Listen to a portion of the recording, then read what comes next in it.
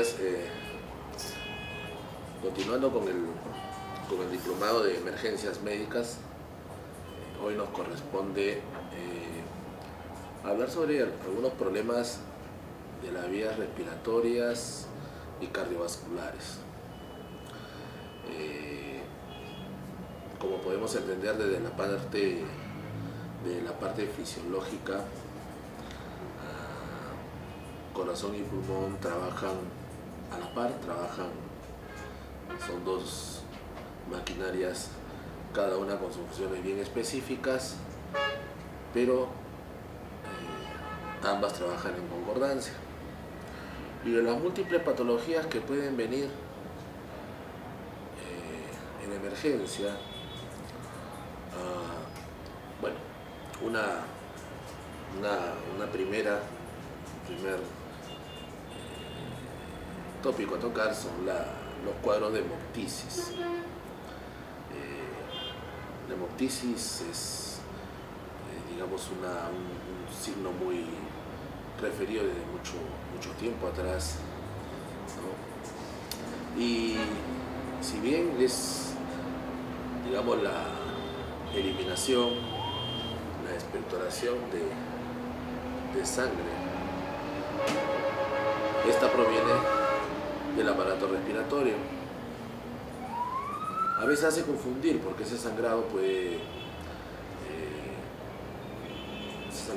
a veces de manera falsa nos puede indicar que quizás venga de la cavidad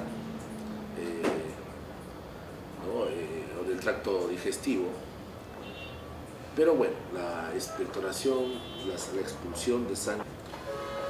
Y bueno, como por parte anatómica recordaremos, este sangrado puede venir desde las fosas nasales, cavidad oral, no necesariamente zona faríngea,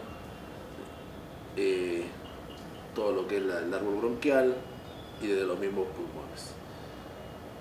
La hemoptisis es una palabra que indica, bueno, hay varios conceptos: saima, de sangre; tisis, escupir; algunos textos refieren tisis relacionado al pulmón, y por ahí recordaremos que desde mucho tiempo atrás, cuando se hablaba de un paciente, ¿no?, decían paciente tísico, hacían referencia a un paciente con una patología, en este caso tuberculosa, ¿no? Entonces, pero bueno, la expectoración desde la vía bronquial, desde la vía respiratoria, lo estamos refiriendo como hemoptisis. Ahora, hay que tener cuidado porque si bien un sangrado de este tipo puede también conllevar a que no necesariamente viene de las vías respiratorias, por eso que a veces hablamos de una pseudohemoptisis. Es un sangrado que no proviene del tracto respiratorio bajo, ¿ya?, pero quizás este sangrado, digamos, proviene de un nivel por encima de las cuerdas vocales. Un sangrado de la cavidad oral, de la propia faringe, un sangrado nasal. Claro que al final hay una rinorragia, pero puede ser eliminada por cavidad oral. La propia aspiración de la hematemesis, ¿no? Hematemesis, recordemos, ¿no?, un sangrado de vía digestiva. Y en algunos casos incluso la colonización por algunas bacterias gram negativas, ¿no? En este caso específico podría condicionar un cuadro muy semejante, pero todo esto en conjunto se le conoce como una pseudohemoptisis. Ahora, también hay que tener en cuenta, aparte de comenzar a ver el nivel de sangrado, es también cuantificar la pérdida, ¿no?, que en muchos casos pues nos ayuda en dar el apuro en la terapéutica. Hablamos de una hemoptisis masiva, ¿ya?, aproximadamente 600 mililitros de sangre cada 24 horas. Ahora, ese espacio muerto, ese espacio que no participa, ¿no?, dentro de lo que es la ventilación, perfusión del intercambio gaseoso, el espacio muerto puede albergar también una cantidad de sangre nada despreciable, ¿no? Se dice que la cantidad de sangre que puede contener el espacio muerto, que no se puede limpiar, digamos que no puede ser eliminada, más o menos alberga unos 150 mililitros, ¿no? Entonces, eso hay que tener en cuenta, porque no toda pérdida, no todo sangrado lo vamos a poder cuantificar, y hay que considerar estos mililitros también como una pérdida sanguínea. Ahora, tratar un poco de explicar, ¿no?, la fisiopatología, que siempre es interesante en los diferentes procesos de enfermedad en el área de la salud. Sí, es básico, es tratar de explicarnos un poco, y así, al tratar de tener este cuadro más claro, podemos, digamos, enfocar de repente la terapéutica. Hay que tener en cuenta que estamos hablando de un sistema en donde hay una circulación dual, ¿ya? Creo que bien reconocido que los pulmones van a presentar un sistema circulatorio dual. Primero hay una arteria pulmonar, la cual maneja una presión baja. Esta arteria pulmonar finaliza a nivel de los capilares, y gracias a este primer sistema vamos a lograr realizar el intercambio gaseoso o hematosis, ¿no? ¿Ya? También están las arterias bronquiales, que más bien manejan una presión algo más alta, ¿ya? Son ramas de la aorta que principalmente se van a encargar, pues, de dar nutrición a todo lo que es el tejido pulmonar, al parénquima pulmonar, ¿no?, y a los bronquios o las vías aéreas de mayor tamaño, de mayor calibre. Debido a esta presión, debemos considerar que la mayoría de casos de hemoptisis provienen probablemente de alguna lesión de alguna de las ramas del árbol bronquial arterial, ¿no? Eso es importante para tener en cuenta, y quizás por eso que la pérdida es un poco más rápida, debido al sistema de alta presión que se maneja a este nivel.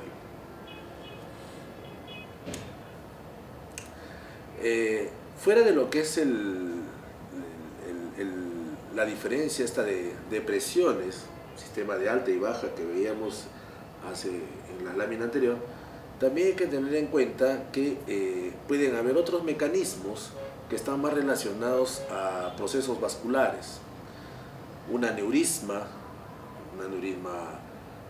esa dilatación de un vaso, ¿no? Siempre, cuando uno habla de la ruptura de un aneurisma, generalmente hablamos a nivel cerebrovascular, de aorta abdominal, pero bueno, toda dilatación de un vaso arterial, estamos hablando de un aneurisma, en algunos casos como defecto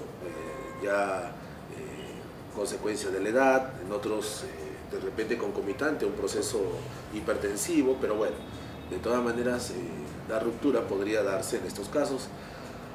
La vasculitis que al final tiene, pues, diferentes etiologías. Tenemos de repente los problemas autoinmunes, componente de un proceso de repente de una artritis reumatoide, de un lupus, de un síndrome de Sjögren, ¿no?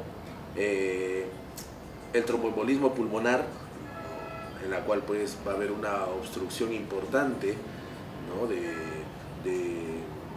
cada vez mayor, de manera muchas veces brusca, en donde no va a haber una buena oxigenación, va a haber un deterioro de la relación ventilación-perfusión, y por lo tanto, pues, el paciente lo va a llevar quizás también a un cuadro hemoptoico.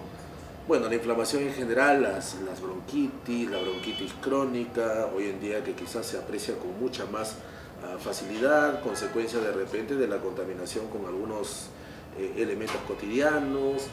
Se está viendo también de repente la lesión pulmonar como consecuencia por ejemplo, de muchas personas que han cocinado, que vienen cocinando a leña, ¿no? Personas que de repente han tenido en su juventud, hace muchos años, han tenido quizás problemas de proceso infeccioso, generalmente tuberculosis en nuestro medio, ¿no? Entonces esto va a llevar a un proceso inflamatorio.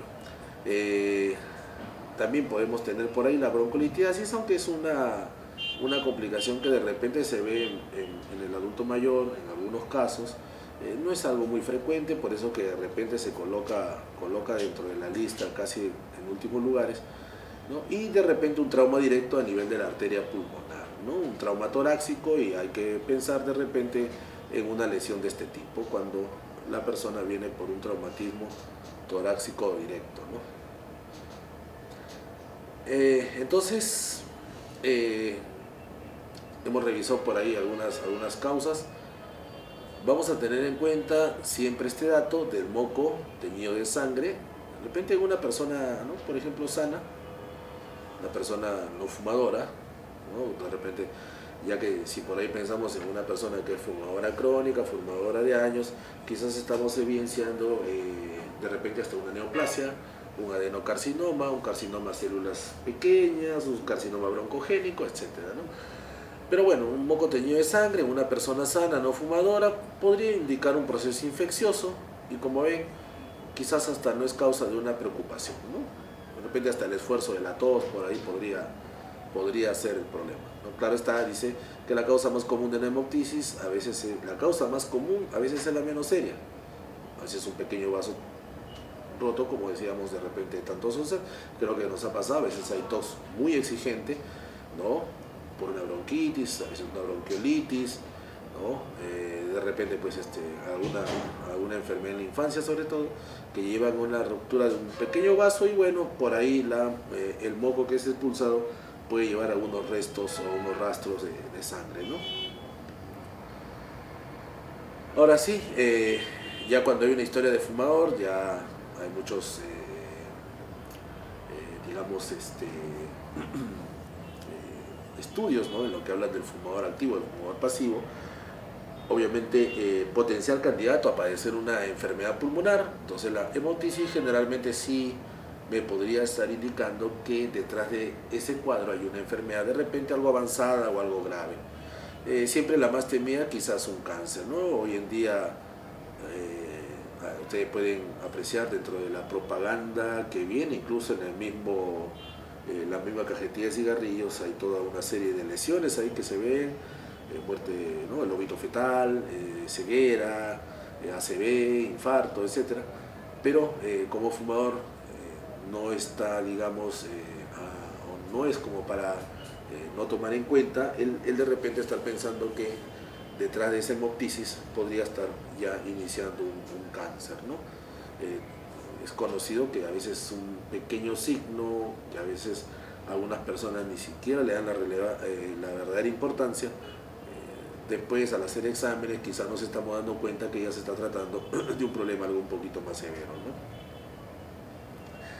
Entonces algunas personas optan por, digamos, dividir, ¿no?, las causas de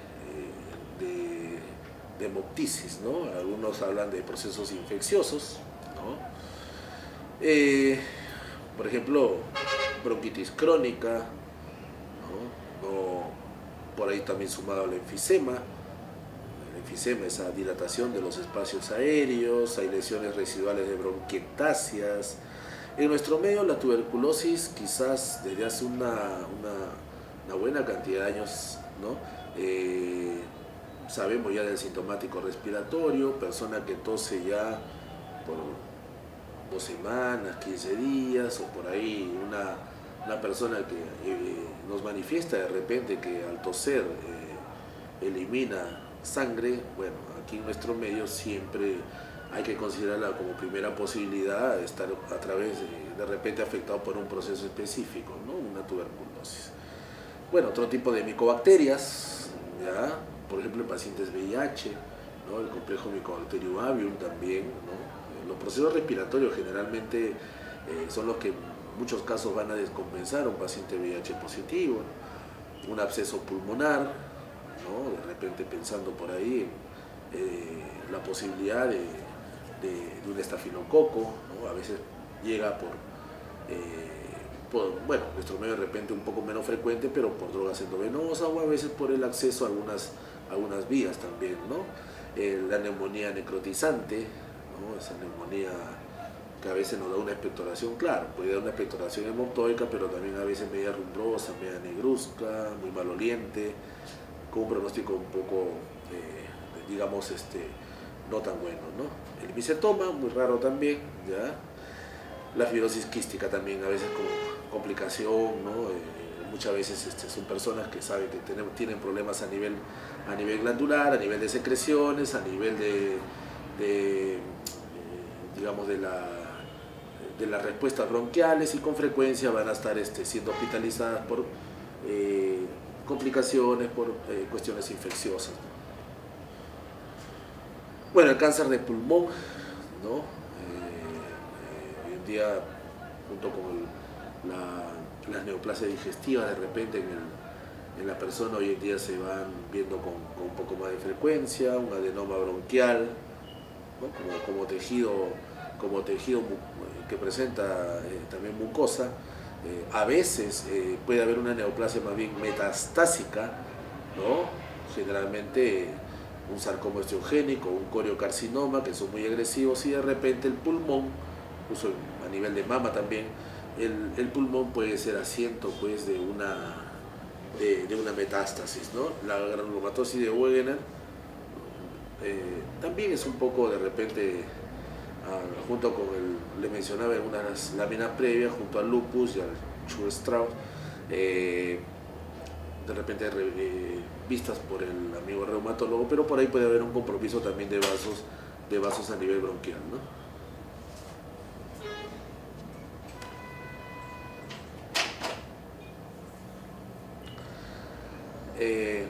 Ahora, decíamos desde un inicio que si bien vamos a estar pensando en problemas de hecho, la primera opción que se nos viene son los problemas respiratorios o de las vías respiratorias, pero eso no indica también que por ahí estemos pensando en posibilidades de origen o cardiogénicas,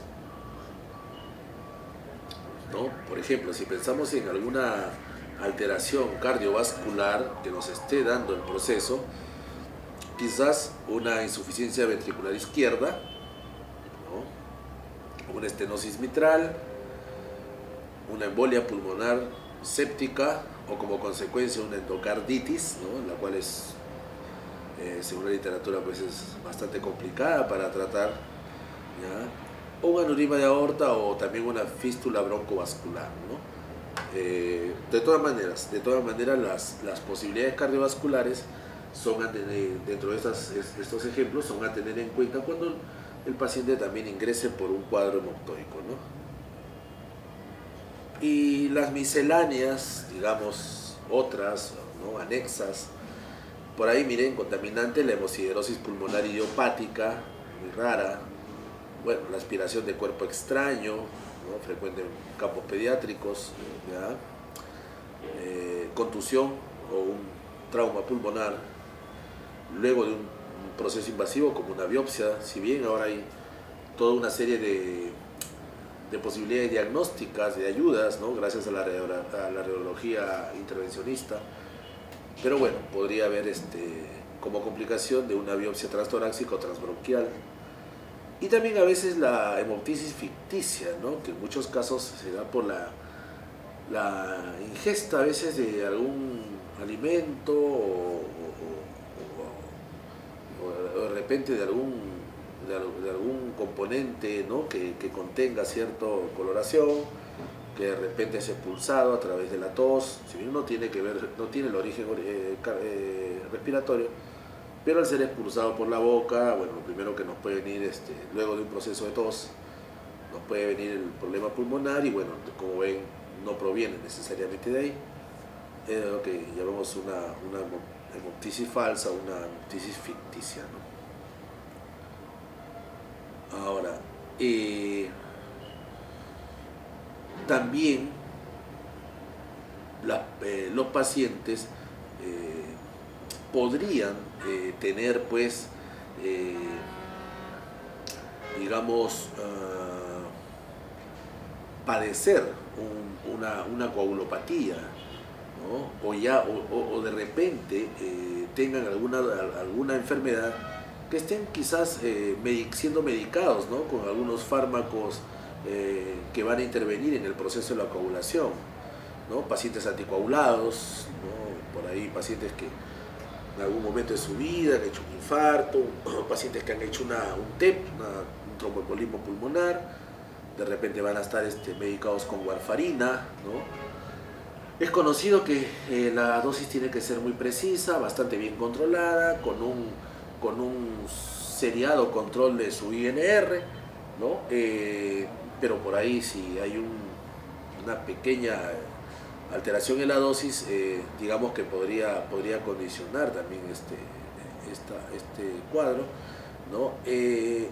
Alteración en algunos factores de la coagulación, sobre todo en aquellos factores pues vitamina K dependientes, ¿no?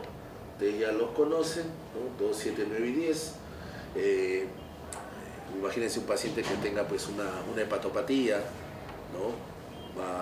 Tipo cirrosis, o esas hepatitis crónicas, hepatitis granulomatosas, van a tener problemas en la coagulación y bueno, también, ¿por qué no pensar en que podrían hacer un sangrado vía respiratoria, ¿no? Un CID, una coagulación intravascular diseminada, ¿no? Que en muchos casos es consecuencia a veces de unos procesos de shock séptico, ¿ya? No solo un sangrado respiratorio, sino sangrado pues tipo púrpura, petequias, ¿no? O por ahí también considerar la posibilidad de pacientes que están con terapia firinolítica, ¿no? Uroquinasa, estreptoquinasa, también deben ser adecuadamente dosificadas. Entonces, por ahí vamos a tener algunos datos que siempre,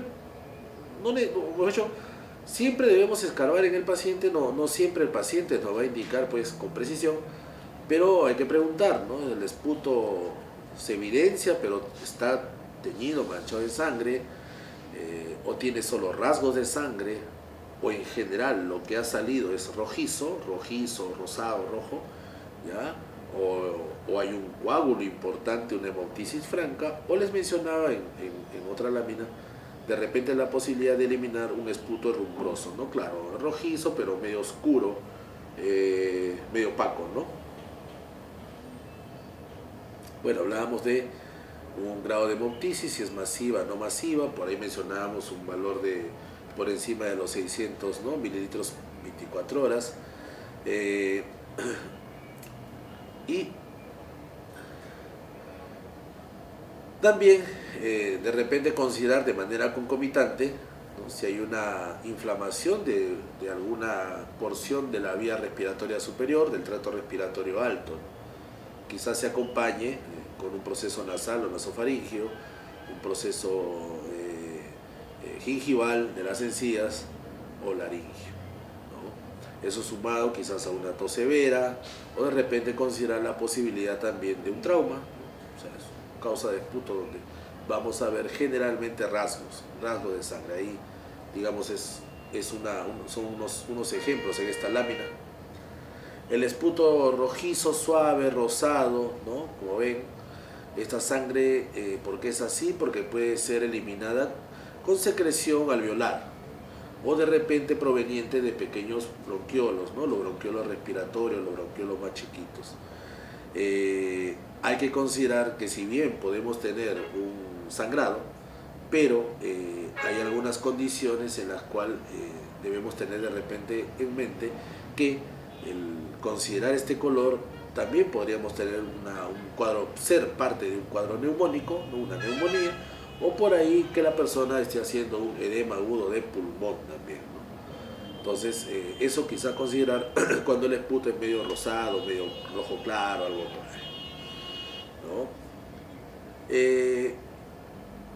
Ahora, cuando hay un sangrado severo, cuando hay un sangrado importante, hay que pensar en estas posibilidades, ¿no?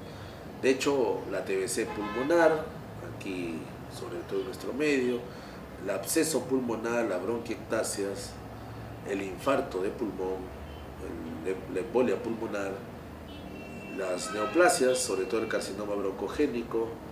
Le decía que mucho más raro por la broncolitiasis, un compromiso valvular, una estenosis mitral, ¿ya? Muy relacionado, saben, sobre todo a lados pulmonares, la actinomicosis, que podría condicionar la presencia de un absceso, o la blastomicosis, que también podría desencadenar en la formación de un absceso, ¿no?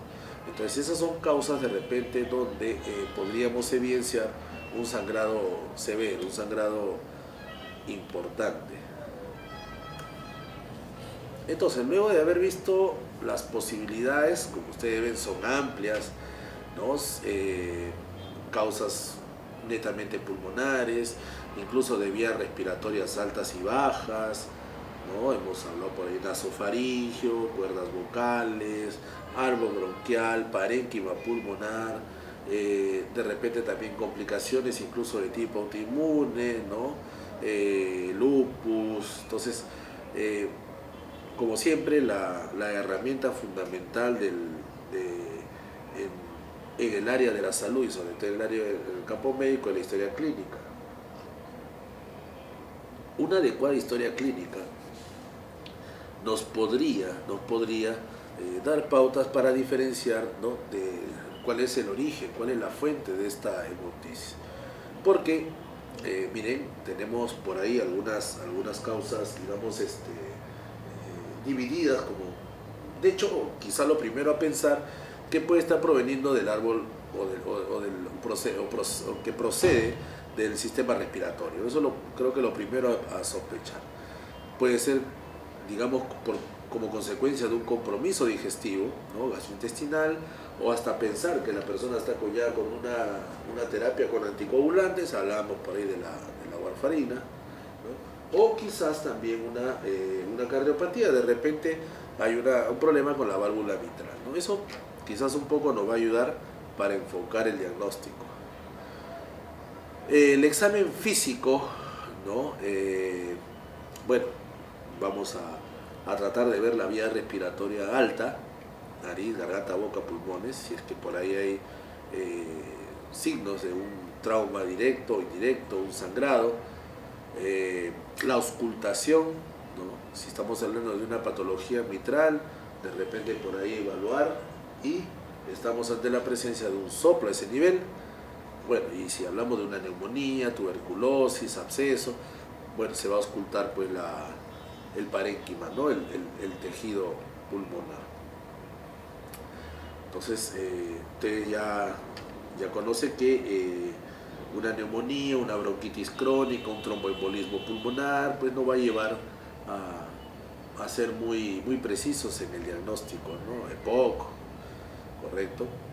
O por de repente un proceso de tos, como por ahí se mencionaba, la persona quizás está pasando por un síndrome tusígeno muy intenso, y de tanto toser puede venir también una lesión de alguno de los vasos sanguíneos, ¿no? Entonces, luego de la historia clínica y luego de estar más o menos enfocando de repente por ahí las posibilidades de patología, vamos a echar mano de las pruebas de laboratorio.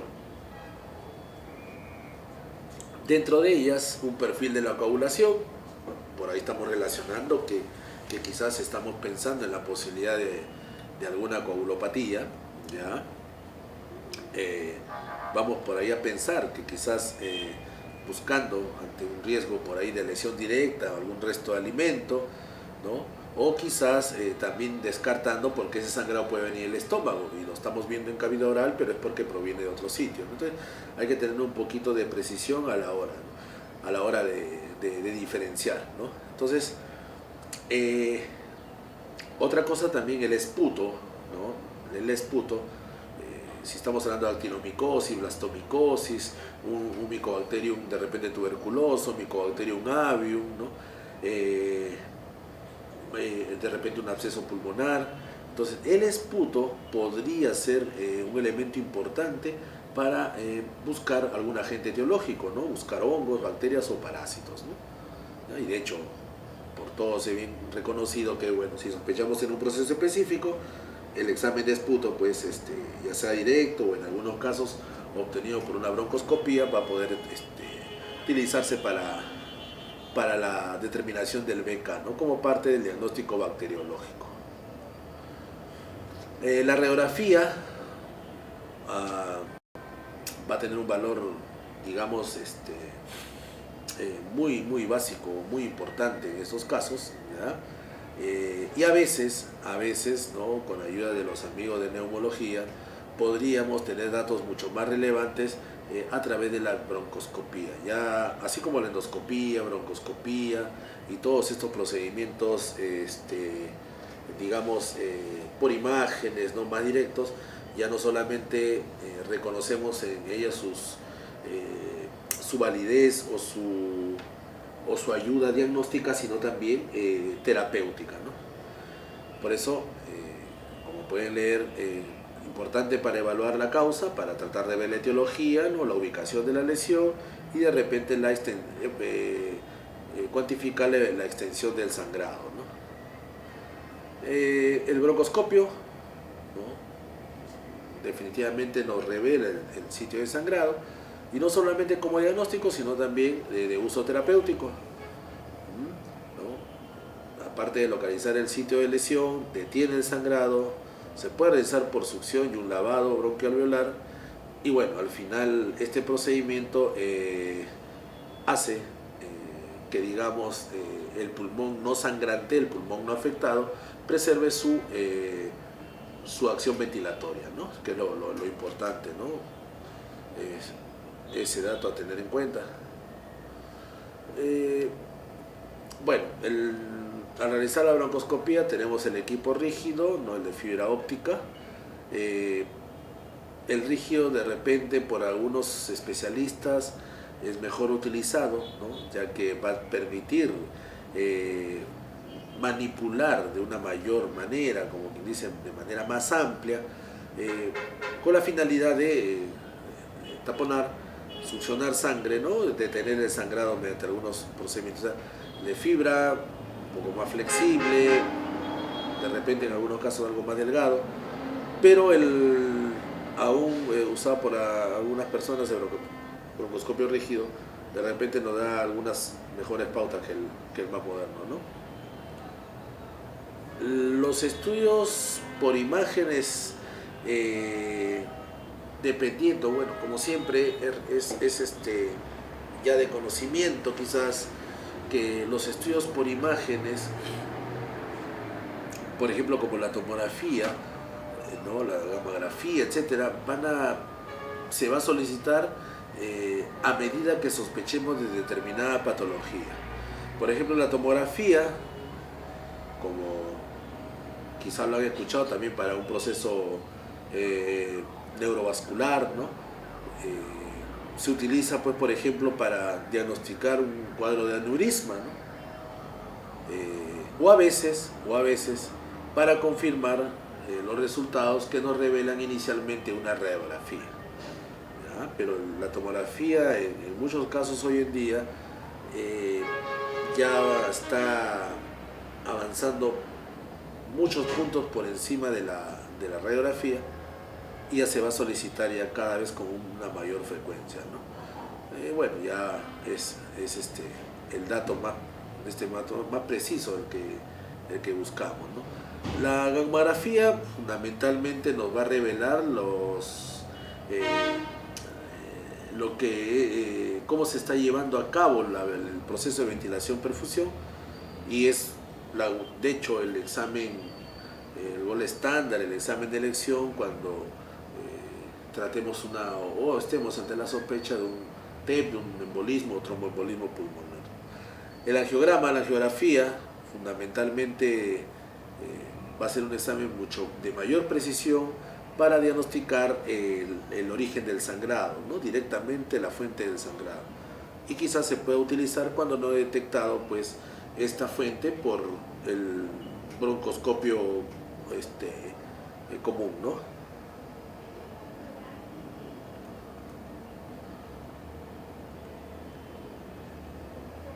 Entonces vamos a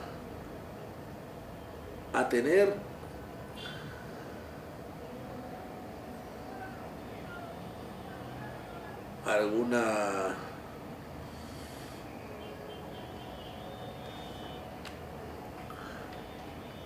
digamos, unos parámetros que se postulan, que podría servir como una referencia cuando nos llega un paciente pues con una hemoptisis masiva, ¿no?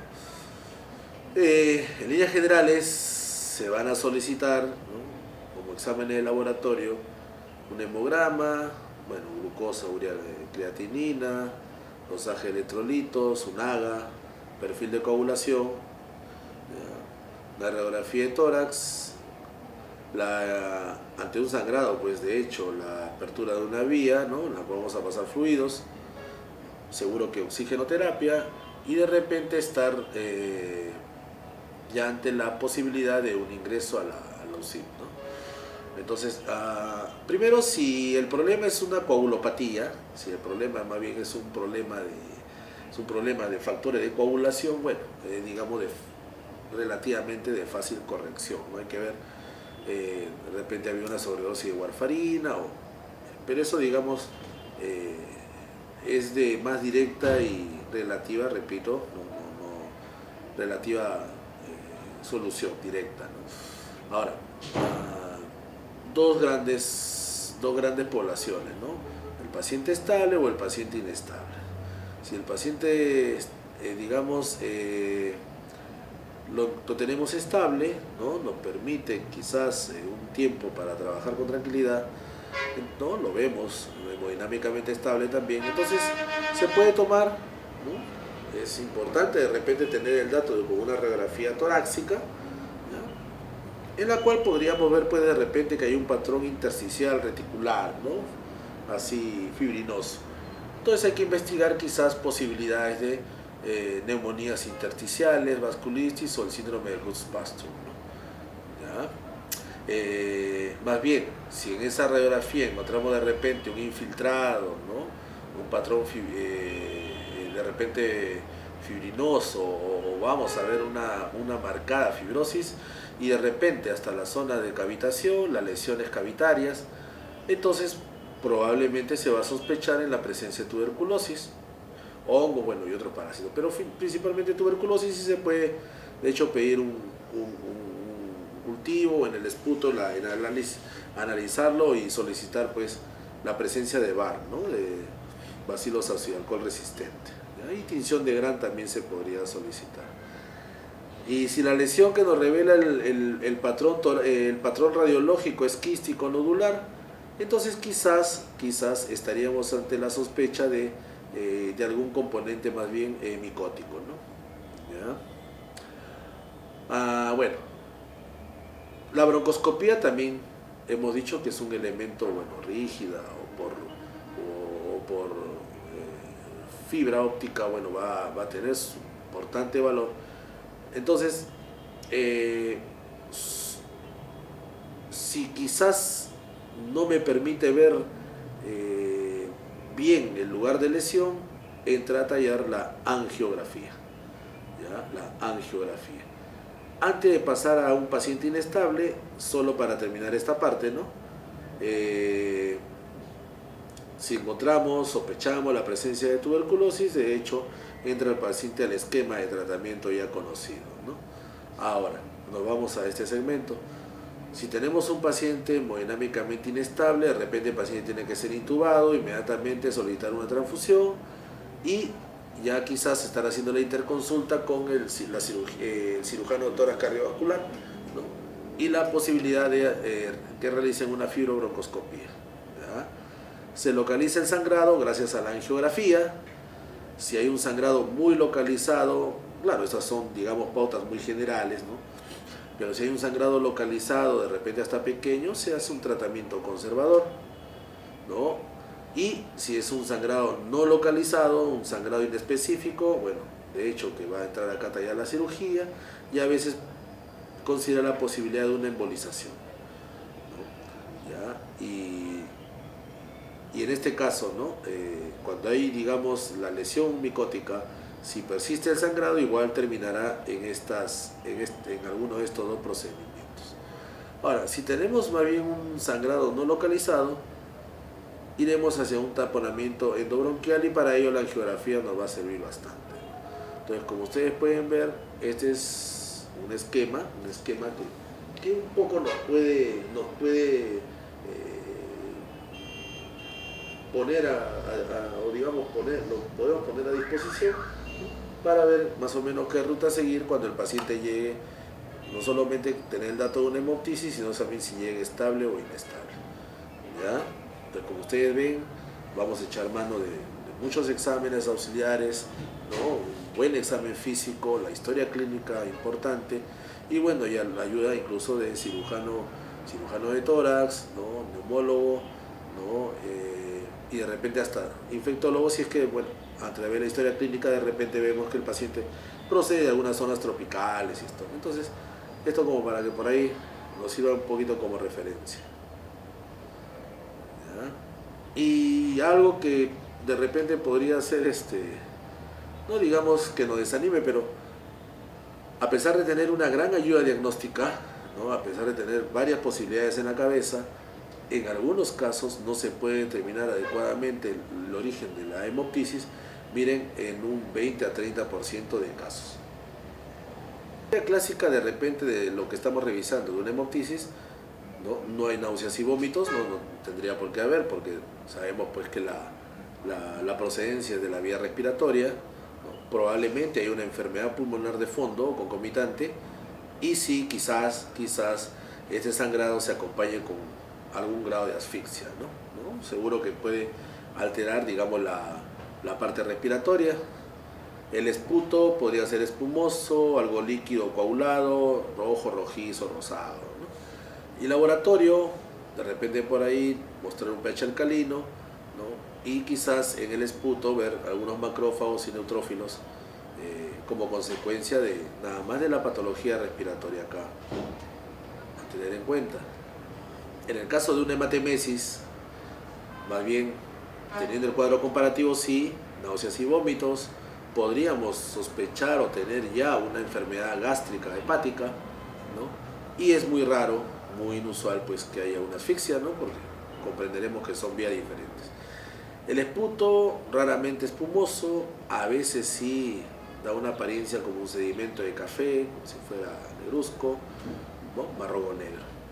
Más bien el pH es ácido y de hecho podríamos más bien evidenciar resto de alimentos porque proviene de la vía digestiva. Entonces eso un poquito este cuadro nos ayuda y nos aclara para más o menos saber la procedencia directa de ese producto rojizo que estamos eliminando por la boca.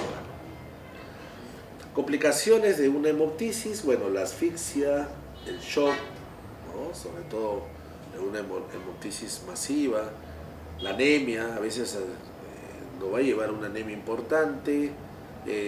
Como hay un compromiso también del medio interno, puede haber falla renal, puede presentarse atelectasia, sobre todo cuando va a haber un daño de alguna zona donde no va a haber una adecuada ventilación-perfusión, y bueno, la infección pulmonar latente. Incluso saben que la hemoptisis podría ser consecuencia de una infección pulmonar, o en este caso como complicarse instalando una infección también ahí.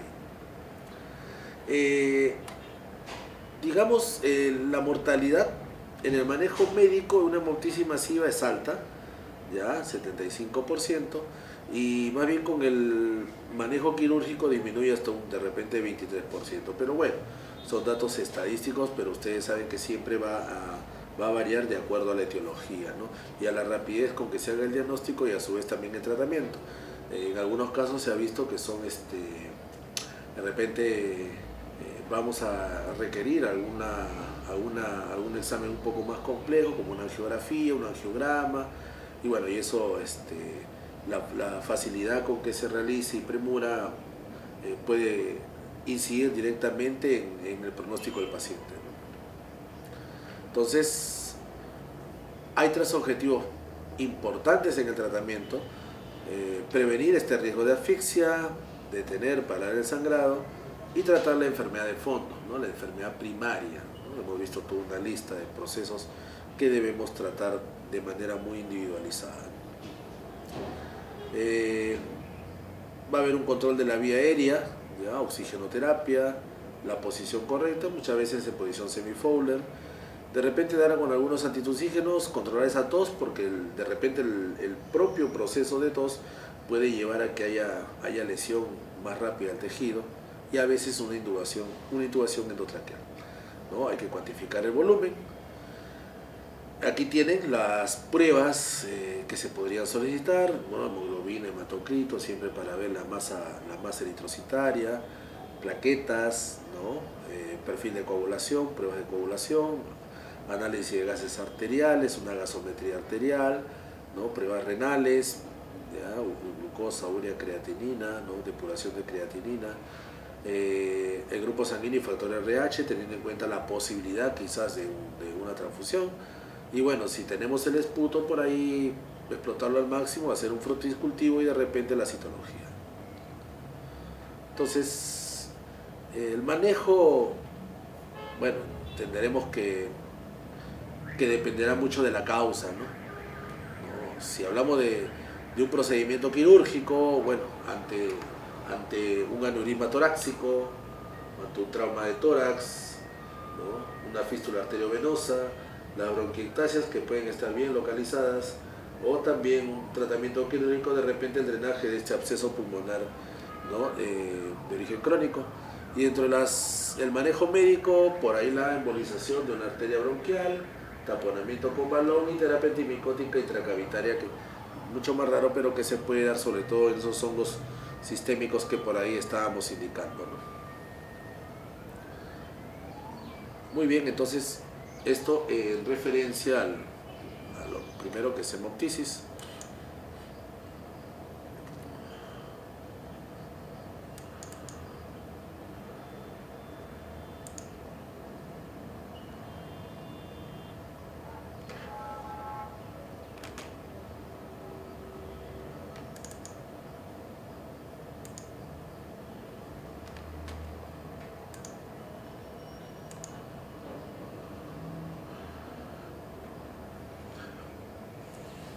Otro punto a revisar, ¿no? Que también, digamos, es casi una entidad sindrómica, es la insuficiencia respiratoria, ¿no? De una u otra manera, siempre hemos estado ante la posibilidad de un paciente con un daño respiratorio. Y también las causas van a ser muy variadas. La insuficiencia respiratoria, sobre todo la aguda, la que más preocupa, va a ser importante porque, bueno, aparte de presentarse quizás de manera, en algunos casos súbita, pone en riesgo la vida del paciente, entenderemos que hay un deterioro de la hematosis, del intercambio gaseoso, ¿ya? Lamentablemente la persona no va a poder eliminar el CO2 de manera importante, de manera adecuada, lo que va a llevar a que retenga el CO2 y eso origina pues una hipoxemia, ¿no? Y el poco, de repente, oxígeno que está llegando a nivel alveolar, a nivel del asino pulmonar, lamentablemente no va a ser utilizado de una manera apropiada, ¿no? Entonces, este problema respiratorio va a tener, digamos, como resultado uno o el conjunto de estos procesos. Puede haber una normalidad a nivel de la pared torácica, o sea, va a haber un problema mecánico, ¿no? Un problema de repente a nivel de parrilla costal que va a impedir que se dé un adecuado proceso de ventilación, ¿no? En el paciente. Aparte del proceso mecánico, del problema mecánico a nivel pulmonar o caja torácica, también podemos encontrar una alteración en los centros respiratorios, ¿no? A nivel de repente un daño a nivel vulvar, ¿no? Que conlleve pues a un daño neurológico, como consecuencia una repercusión en la ventilación, ¿no? O también exclusivamente un inadecuado funcionamiento de los músculos respiratorios, ¿no? Sobre todo a nivel del diafragma, a nivel de intercostales, escalenos, serratos, dentro de los principales, ¿no? Entonces son, digamos, puntos a considerar. Ahora, decimos que estamos ante un paciente con una IRA, una insuficiencia respiratoria aguda. Ustedes pueden ahí pues principalmente, ¿no? Ver la presión, ¿no? Se define, o mejor dicho, tiene estos datos, una hipoxemia, una presión parcial de oxígeno por debajo de 50 milímetros de mercurio, ¿no? O una hipercapnia con una cifra, ¿no?, mayor del CO2, ¿no?, una presión de CO2. Entonces la persona no oxigena bien y lamentablemente el CO2 no es adecuadamente eliminado, lo que puede llevar a un descenso en el pH. Siempre, y lo decimos también cuando tenemos algunos alumnos, caso de pregrado, que cifras mínimas pueden parecer de repente cifras muy pequeñas, ¿no?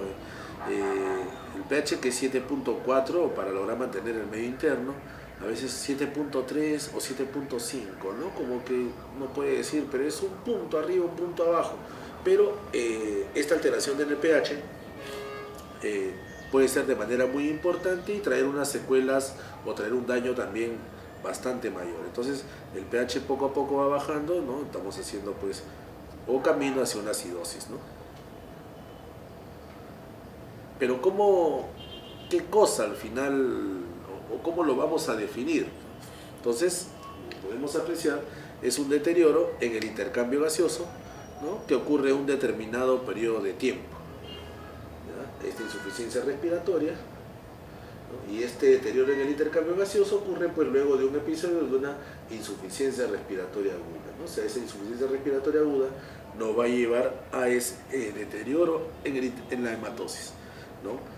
Ahora, puede ser que no hayan síntomas respiratorios agudos, ¿no?, y de repente puede haber una acidosis respiratoria crónica. O sea, son personas que intentan un poco compensar su enfermedad, pero podemos tener presente este tipo de pacientes. El paciente puede desarrollar una tolerancia a la hipoxemia, a la hipercapnia, ¿no? Podría desarrollar, pero bueno, también podría descompensarse. Y por ahí se refiere a como entidades relacionadas a la enfermedad pulmonar obstructiva crónica, ¿no?, al EPOC, y algunas otras enfermedades neuromusculares, ¿no? Entonces, dentro de la fisiopatología, entender que hay una alteración en los mecanismos de ventilación-perfusión, ¿no? Ustedes pueden apreciar acá en el intercambio gaseoso, hay una hipoventilación alveolar, problemas en la difusión, alteración en la ventilación-perfusión y hay un shunt arteriovenoso, ¿no? O sea, como ven, todo esto se va alterando como consecuencia de una inadecuada oxigenación en el paciente. Las causas también son amplias, por eso que se habla a veces en algunos términos decirlo como un síndrome, ¿no? Un síndrome de insuficiencia respiratoria aguda. Puede haber disfunción de la pared torácica, disfunción del parénquima pulmonar, o de repente paciente que ha sido posoperado de una cirugía torácica, imagínense una cirugía a cielo abierto, una cirugía valvular, aunque ahora ya se realiza pues a nivel de algunos grandes vasos, ¿no?, a nivel de extremidades, seminales, o de repente una cirugía abdominal. O sea, pueden ser complicaciones de estas dos, ¿ya? Cuando nos hablan de repente de disminución de los movimientos respiratorios, imagínense un paciente con un daño cerebral severo, por ejemplo, un paciente que ha estado en un proceso de,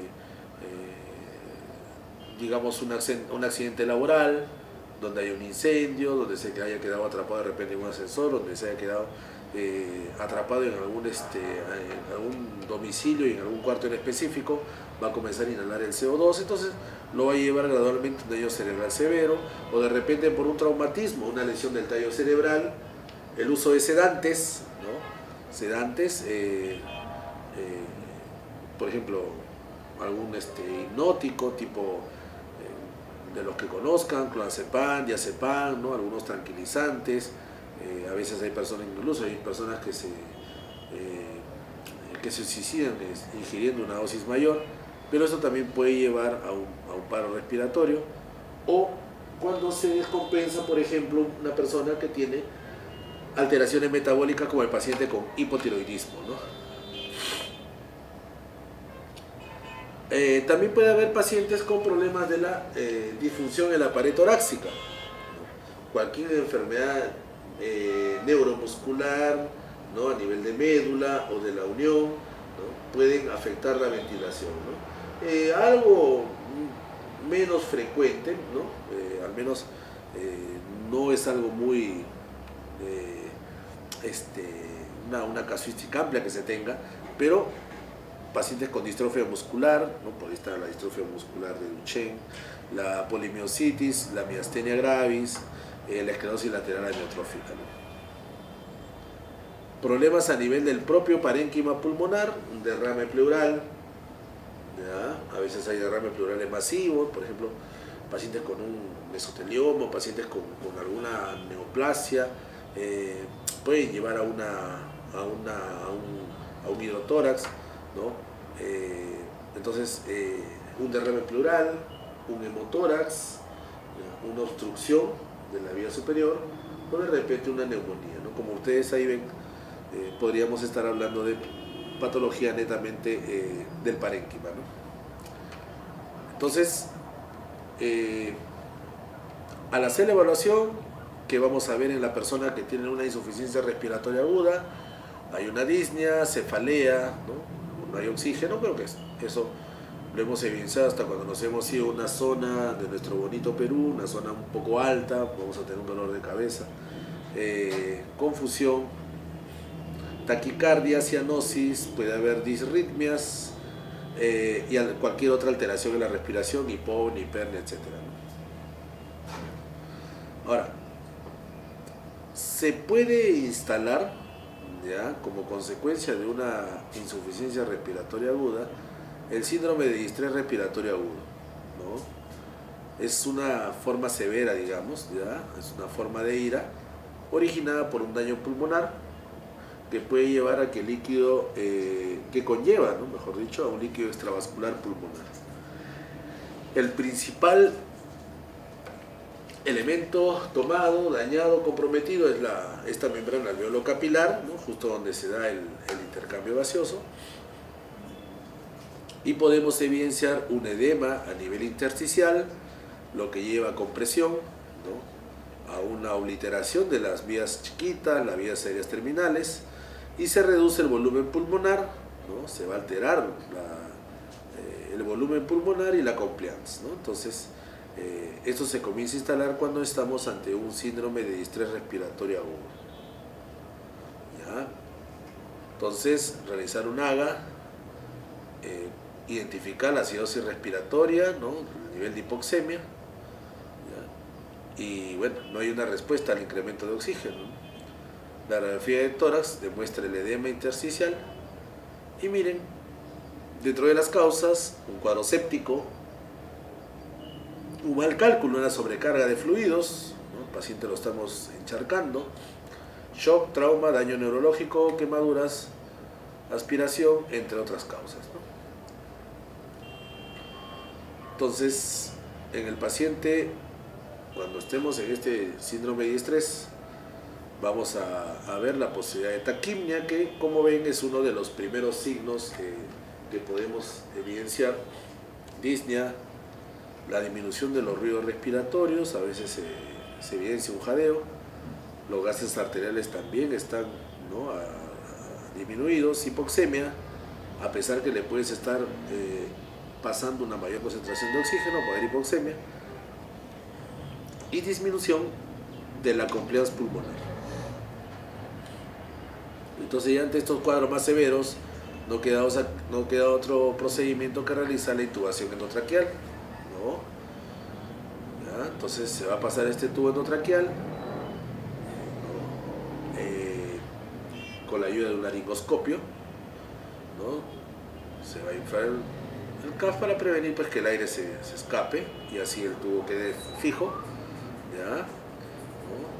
Se fija el tubo también en la cavidad oral, y de esta manera permeabilizamos vía aérea, ¿no?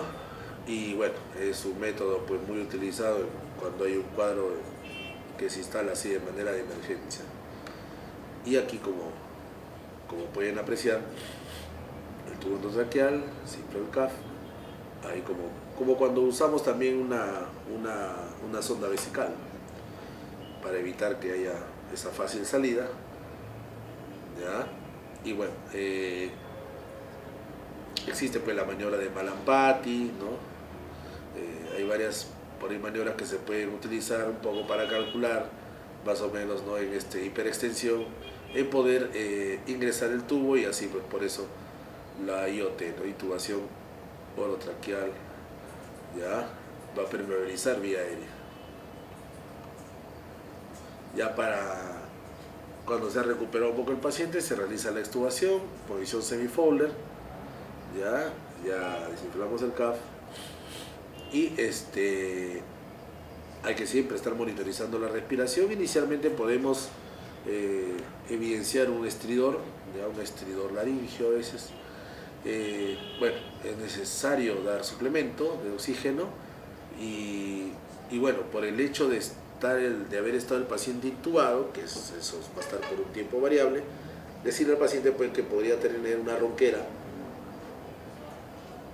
o un dolor de garganta, ¿no? Bueno, que en este caso le puede quedar como secuela. Ya para casos mayores, donde está instalada una deficiencia importante de la respiración, evaluar la posibilidad de una traqueostomía, ¿no?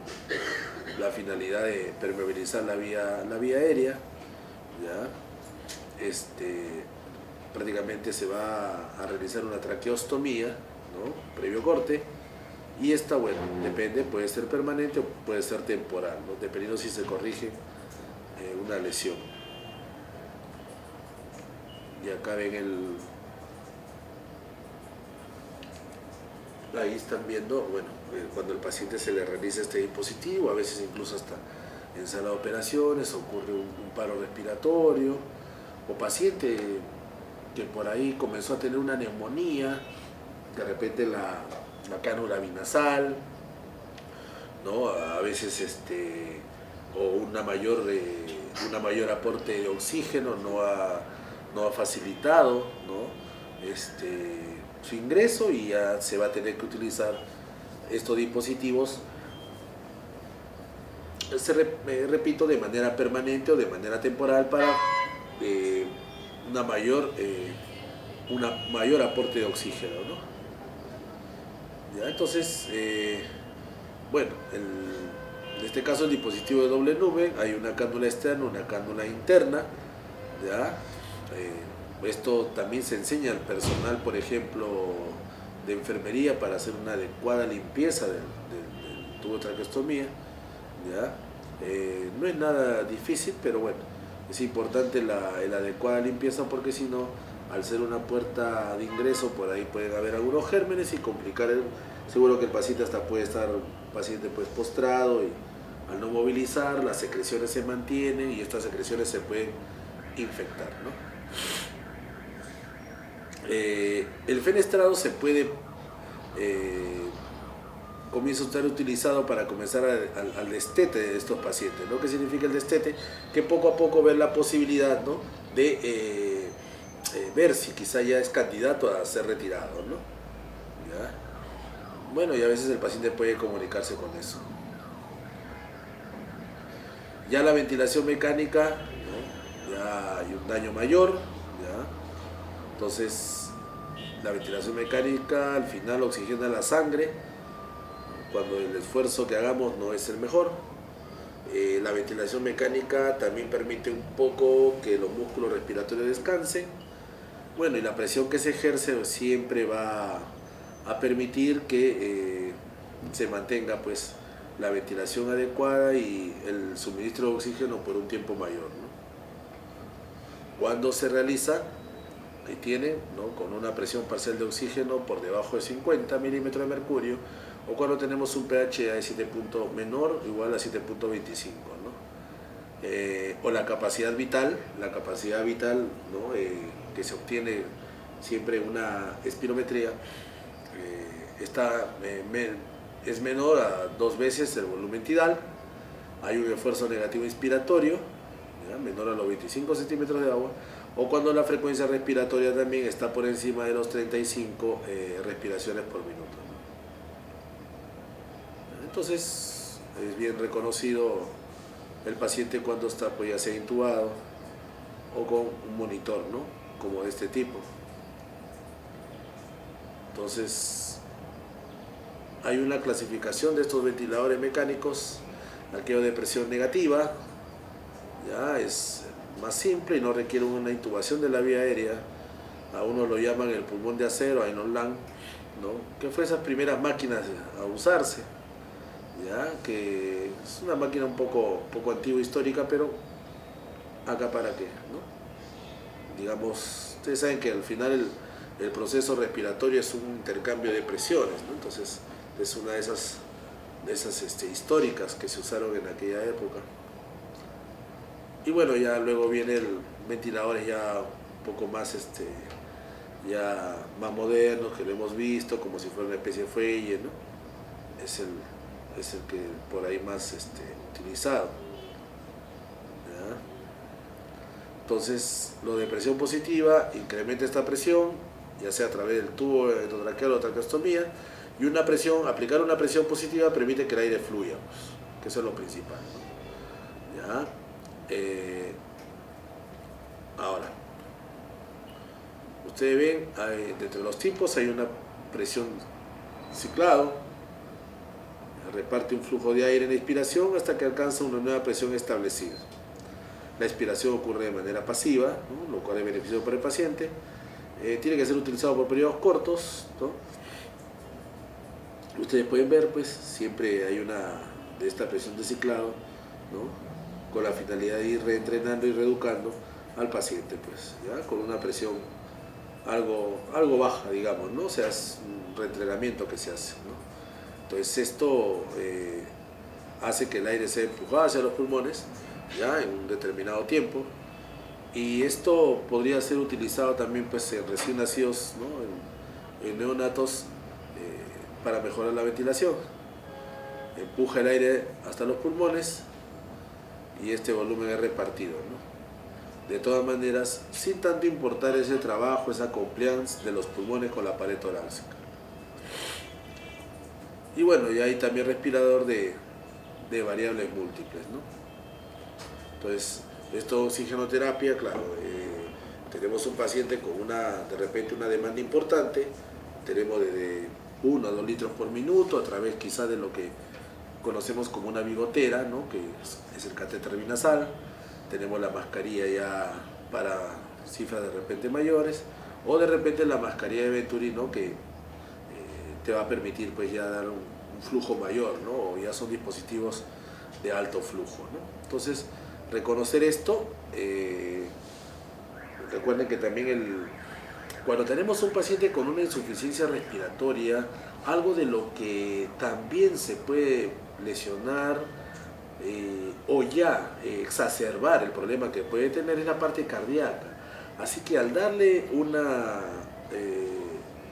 al proporcionarle un equipo o un dispositivo de oxigenoterapia, también como que permites un poco que el corazón descanse en ese trabajo, ¿no? Ya hemos dicho que si prácticamente uno claudica, se claudicará al otro, ¿no? O paro respiratorio o paro cardíaco, pero bueno, al final la oxigenoterapia va a permitir, pues, que el corazón esté de repente trabajando algo más tranquilo, ¿no?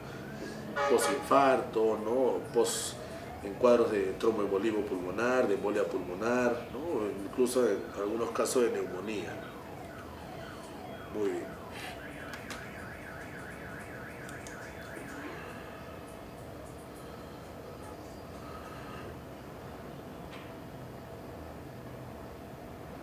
A ver, entonces,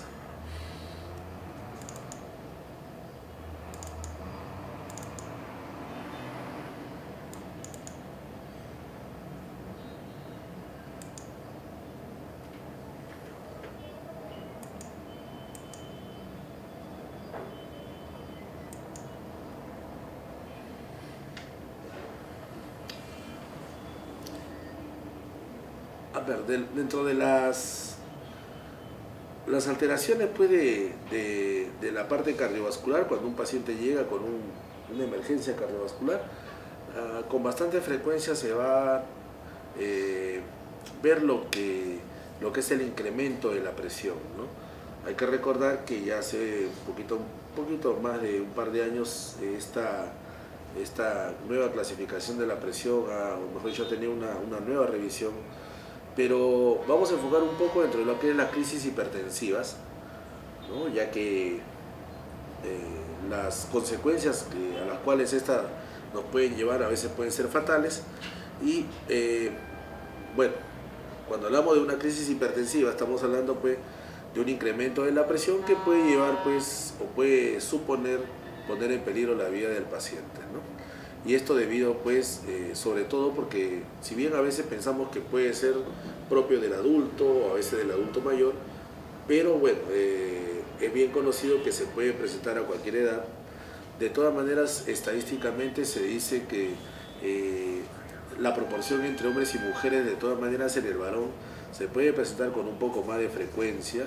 Algunos estudios refieren, digamos, en una cifra que dobla en el varón la cifra de la dama. ¿Ya? Esta crisis hipertensiva se puede presentar en cualquier momento de un paciente que ya sea hipertenso, ¿no? Entonces, y esto lo digo porque cuando es conocido de que con la terapia o sea, antes de la terapia farmacológica, los pacientes hipertensos tenían complicaciones entre un 80 hasta un 95%, de las cuales ya hablaremos.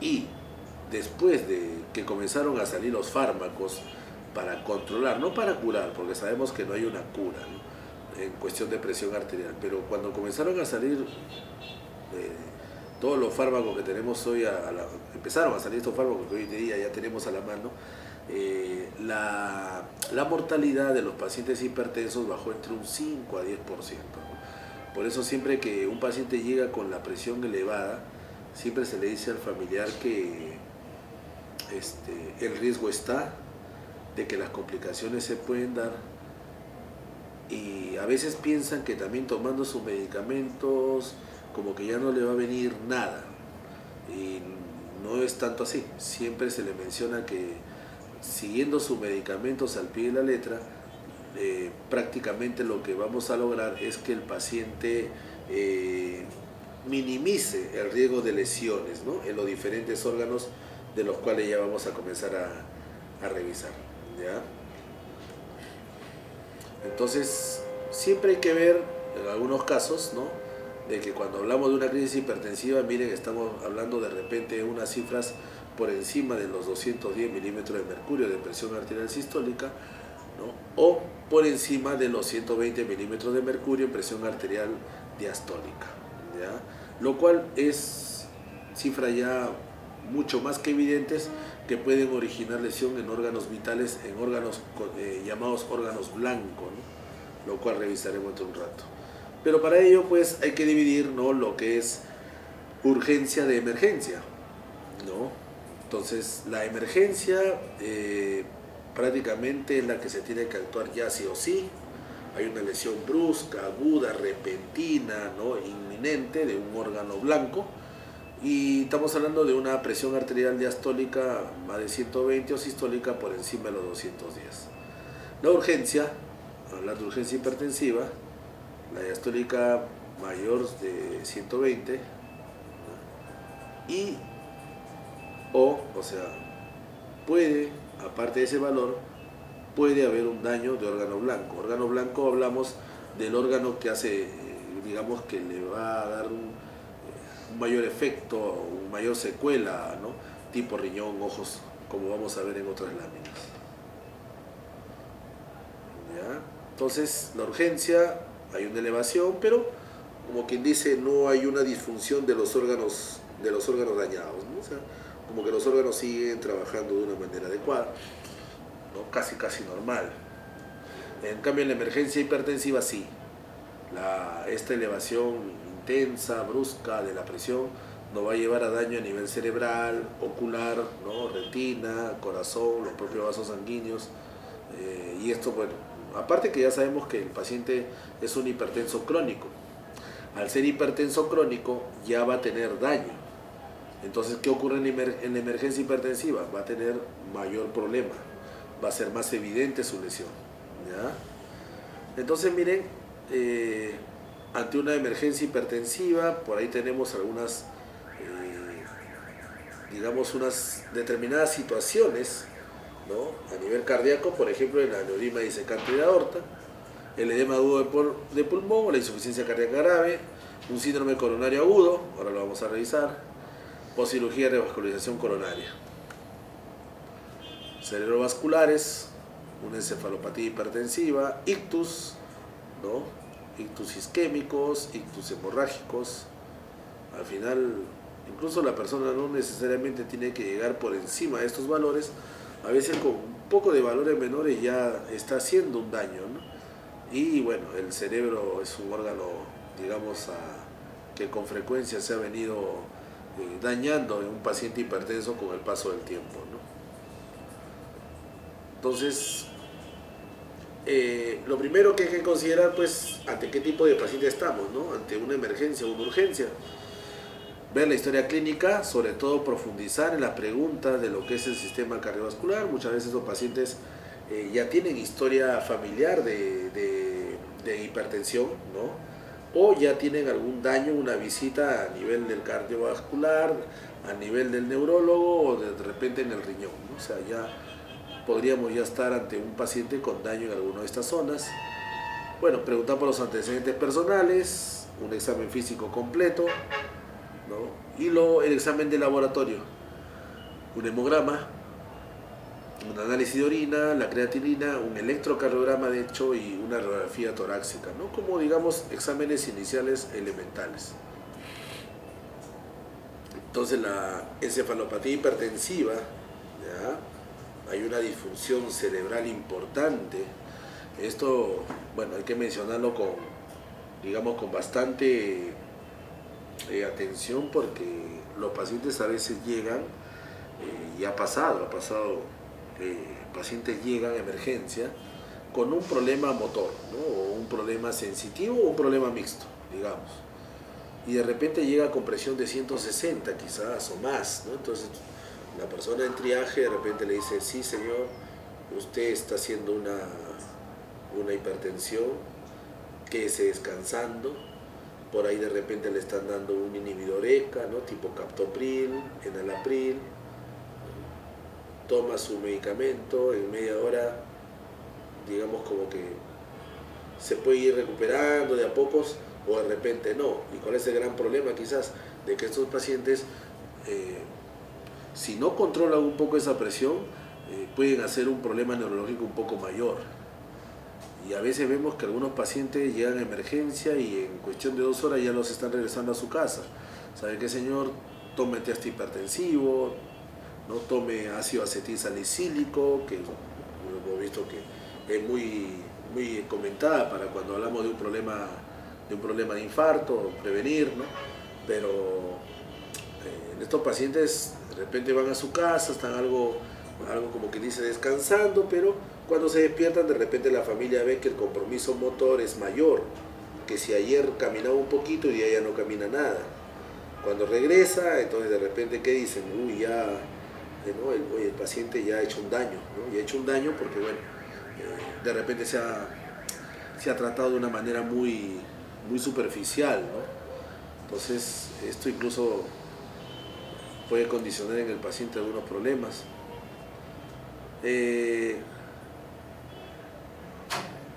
Bueno, principalmente en un paciente vamos a encontrar una cefalea intensa, ¿no? En muchos casos una cefalea de tipo pulsátil, ¿no? La persona va a referir, me duele algo como si algo latiera, ¿no?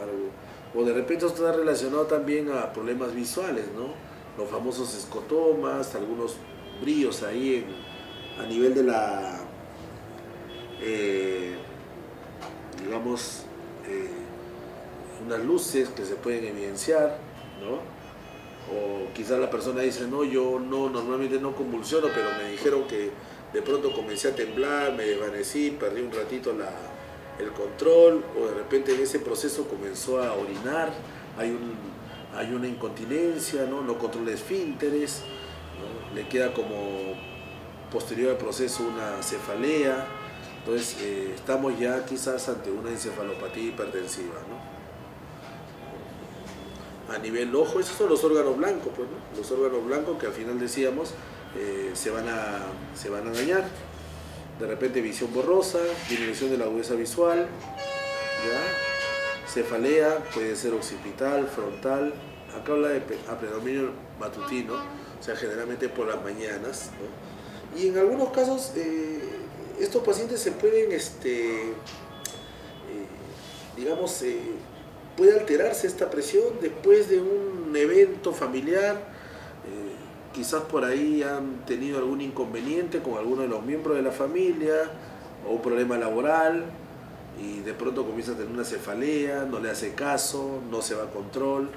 Entonces en eso hay que tener cuidado porque uno cuando pregunta dice sí, estuvo renegando, se fue a hacer un trámite, ¿no?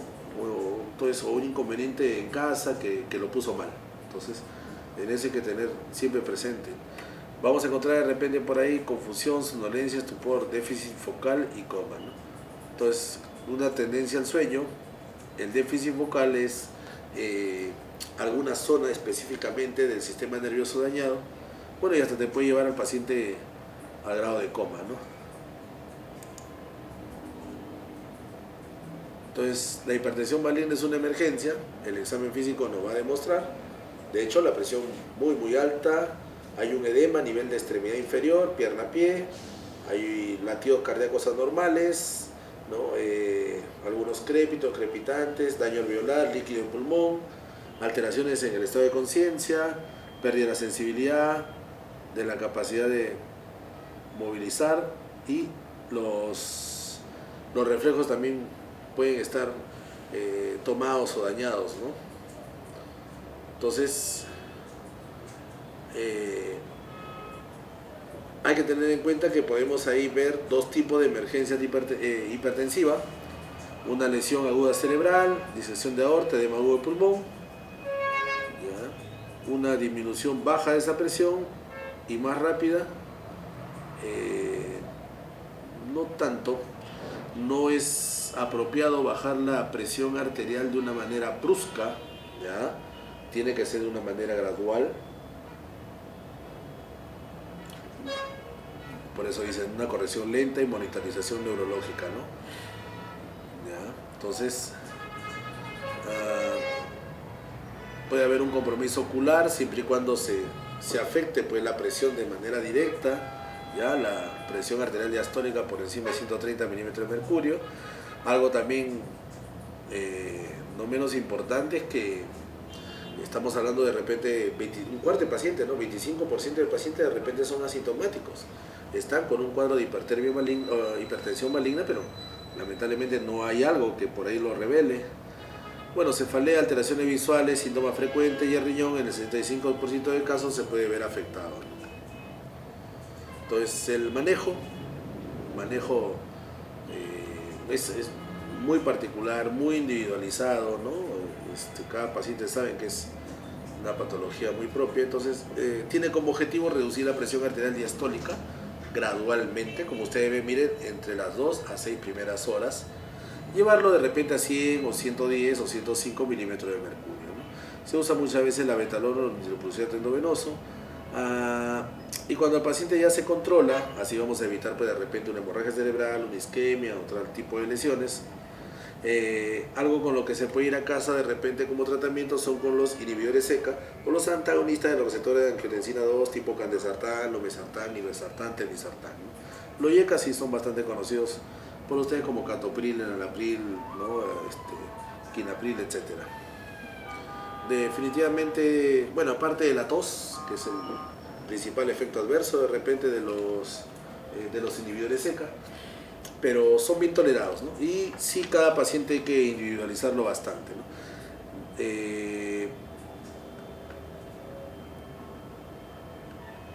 Tener en cuenta ya que muchos de estos pacientes cuando toman su medicamento ya se siente mejor, de repente su digamos deja el tratamiento, ¿no? No, ya tengo 120, tengo 110, ya para qué tomar, no, al contrario, hay que siempre aconsejarle que si bien hoy día está pasando por un proceso hipertensivo, pero digamos, decirle, ¿no? Recomendarle de que no debe dejar el tratamiento, ¿no? Debe seguir. Si ya logró cifras adecuadas, ¿no? Cifras promedio, gracias al medicamento. Bueno, y no solo al medicamento, sino también a algunos factores de riesgo, ¿no? Siempre los factores de riesgo cardiovasculares, la comida con una ingesta de repente incrementada de sal, de repente mucho estrés, mucha carga laboral, ¿no? Problemas económicos, familiares, financieros. Digamos, estos problemas pueden llevar a que el paciente se descompense, ¿no? No siempre es el tratamiento, sigue al pie de la letra y listo, ¿no? También seguro va a haber algunos cambios en el estilo de vida, pero el paciente tiene que colaborar en todo eso, ¿no? Y hay pacientes que de repente controlan muy bien con inhibidores SECA, nuestros tipos captopril, enalapril, o los antagonistas receptores de angiotensina 2, ¿no? Tipo telmisartán y irbesartán, ¿no? Que son conocidos como grupo de los sartanes. Entonces, condicionar, ¿no? Condicionar, señor, mire, tome su tratamiento hasta el último día, no deje de seguir sus controles porque puede ser que por ahí cambiemos algún otro medicamento. No es que haga resistencia, pero hay que ver, porque a veces estos pacientes son hipertensos, pero no son hipertensos de la nada, en algunos casos son diabéticos, ¿no? En muchos casos también son pacientes ya familias hereditarias, ¿no? Y bueno, para poder cambiarlo va a ser, digamos, un poco complicado, pero es algo que quizás el paciente lo debe tener en cuenta, ¿no? O sea, se va a casa prácticamente con sus... Bien, entonces, la crisis hipertensiva, digamos como recomendación, bajar de manera gradual. A veces nos vamos a encontrar en zonas un poquito complicadas, pero a veces tratamiento sublingual para bajar, pero siempre debe comenzar a disminuirse de una manera gradual. Así como la presión ha podido subir de una manera brusca, pero también el descenso puede ser un poco, digamos, problemático. Así que es conveniente siempre digamos, un manejo más, digamos,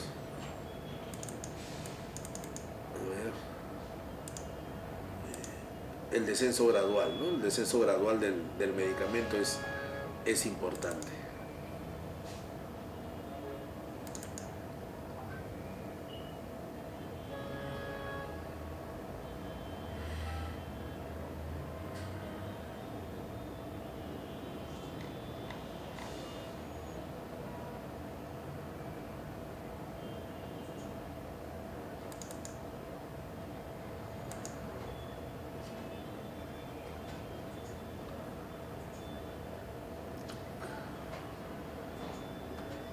Bien, a ver,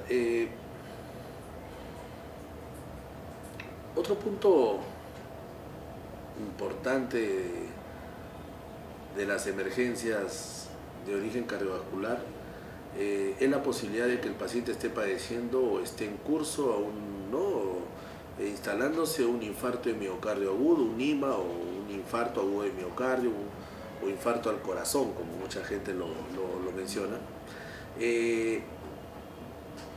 De repente siempre el dolor torácico, ¿no? como un aviso, siempre el dolor torácico como un elemento preocupante, angustiante en la misma persona, cuando le duele esa zona del corazón, el famoso dolor precordial, va a angustiarse de repente un poco más. Entonces por eso se dice que lamentablemente las enfermedades cardiovasculares, hipertensión, ¿no? Infarto, arritmias, principal causa de muerte en países occidentales, ¿no?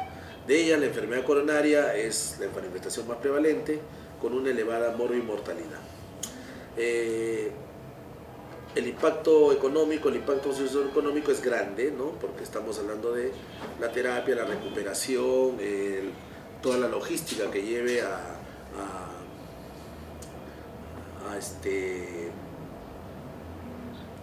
al manejo de estos pacientes, de todas maneras pues va a demandar un gasto, ¿no? Lo cual dentro de lo que es la salud pública pues de todas maneras es preocupante. Ahora, cuando sospechamos de un infarto agudo de miocardio, bueno, vamos a encontrar, digamos, hallazgos, ¿no?, compatibles con cuadros de necrosis a nivel del miocardio. ¿Ya? Esto no se va a dar de inmediato, se va a instalar en cuestión de minutos o a veces hasta horas, lo cual también es importante porque permite trabajar, permite, digamos,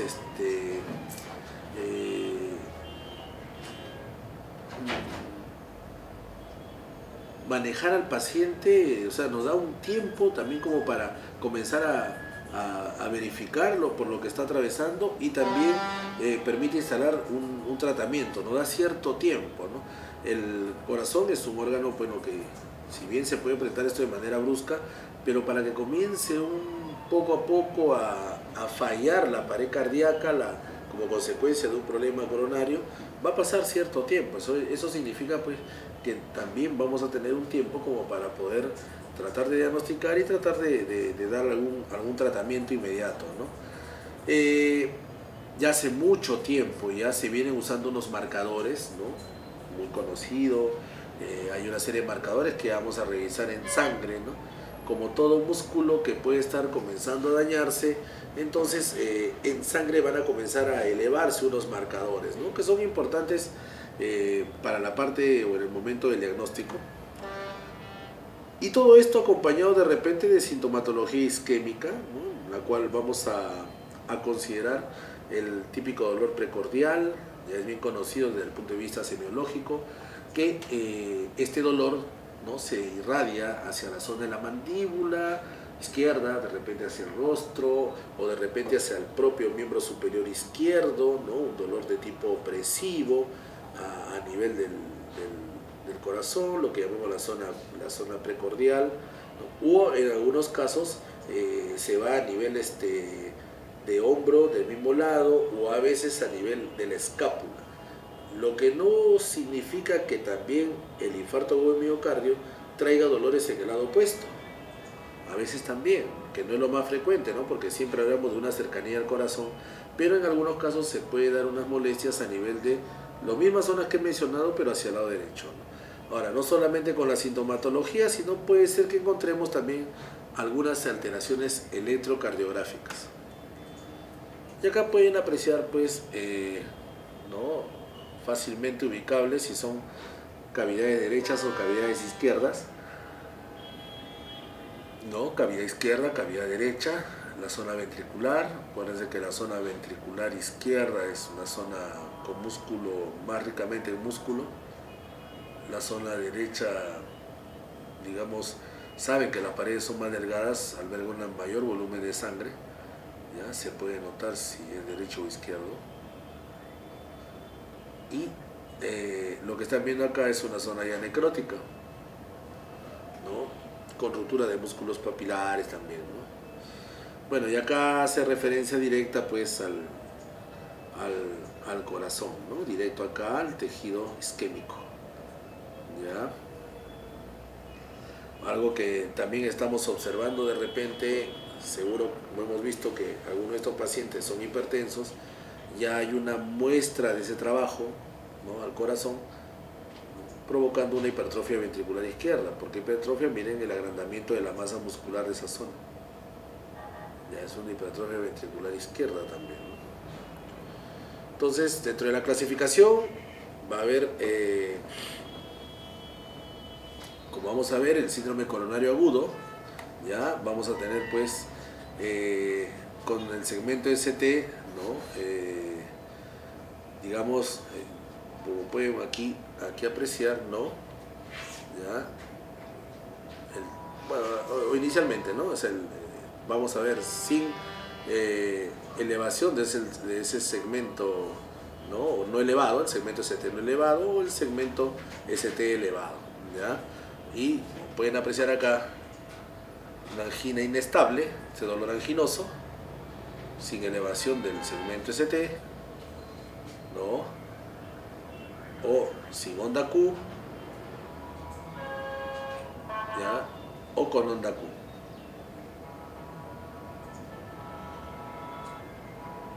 Ahora, decíamos que a la par se pueden dosar, se puede pedir en sangre la presencia de algunos marcadores, ¿no? Algunas sustancias presentes cuando el músculo cardíaco comienza a tener lesión, y como la troponina, ¿no? Ustedes ven que conforme se va evidenciando la lesión, la troponina puede estar incrementada, ¿no? Entonces, ¿qué ocurre? Va a haber la oclusión de una arteria coronaria, a pesar que el corazón tiene una importante capacidad de irrigación, pero puede haber oclusión de una arteria coronaria, ¿no? Se puede formar un trombo que ocluye, ¿ya? Las 3/4 partes de los trombos, miren, ¿no? Una gran cantidad de trombos se producen en placas donde hay una estenosis leve. Lamentablemente, estas placas pueden llevar ya a un cierre leve o moderado, y el daño necrótico, el proceso necrótico se inicia entre los 15 a 30 minutos, ¿ya? Y luego va progresando a las siguientes capas del corazón, ¿no?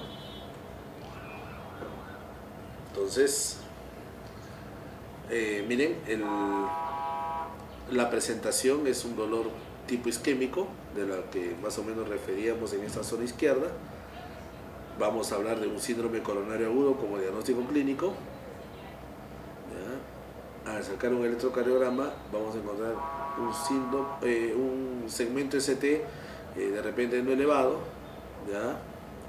Donde vamos a ver quizás la instalación de una angina inestable, o quizás se va hacia un infarto de miocardio agudo, así como un ST elevado también, ¿no? Un síndrome coronario agudo, ¿no? Con el segmento ST elevado también puede llevar a un infarto de miocardio agudo, ¿no? Entonces, como pueden apreciar acá el daño, la presencia de coágulos, pues, ¿no? Casi que han tomado toda el lecho, ¿no? El lecho cardíaco ahí, ¿no? Entonces, si tenemos el segmento ST elevado, vamos a encontrar una historia de dolor torácico con una duración de 10 a 20 minutos, que no responde de repente pues a ningún isorbide, ¿no? Ustedes saben que a veces hay fármacos por ahí que ya el paciente cardiópata o alguien ya recomienda inmediatamente sublingual para que estos fármacos mejoren un poquito la irrigación. En el EKG, en el electrocardiograma, vamos a ver cambios en el segmento ST, una onda T, onda Q, o una Q y un bloqueo de rama izquierda, digamos, de reciente instalación, ¿no? Se van a comenzar a elevar los marcadores, ¿no? Como la troponina, y otros de ahí que ya vamos a revisar, y al realizar un ecocardiograma hay alteraciones de la motilidad, pero segmentaria, ¿no? El ecocardiograma está tomando mayor relevancia en estos tiempos, ¿no? ¿Ya? Entonces aquí vamos a ver justamente que se está dando un infarto de miocardio agudo sin elevación, ¿no? O mejor dicho, elevado el segmento ST a nivel de la pared lateral del corazón, ¿no? Ustedes están viendo que hay unas ondas acá muy pequeñas que te están indicando que ya no están trabajando con la misma fuerza, ¿no? Hay un esfuerzo acá. Ya hacia las zonas izquierdas de repente mejor, pero en estas zonas se denota el esfuerzo del trabajo cardíaco. También a nivel de la cara posterior inferior, ya está. Y le dije que luego que el paciente es admitido, miren como poco a poco la troponina o incluso la CPK, la fracción MB, como inicialmente pues algunas de estas van subiendo, y por eso miren, horas más o menos en las primeras horas es importante sacar el examen, y si el tejido se va lesionando, poco a poco estas sustancias van incrementando de tamaño. Pero ya diagnosticamos, sigue pasando un día, más horas, y ya esto se va normalizando también, ¿no? Ya, estos son esta troponina, esta CPK-MB, ¿no? Las creatinfosfoquinasa, son marcadores que cada vez están tomando más importancia, ¿no? Entonces, ojo también con un grupo importante de pacientes que vienen a ser los diabéticos. Los diabéticos son bien reconocidos que cuando padecen un infarto no muestran el cuadro clínico clásico, ¿no? Por eso ellos tienen el llamado infarto silente o infarto silencioso, cual no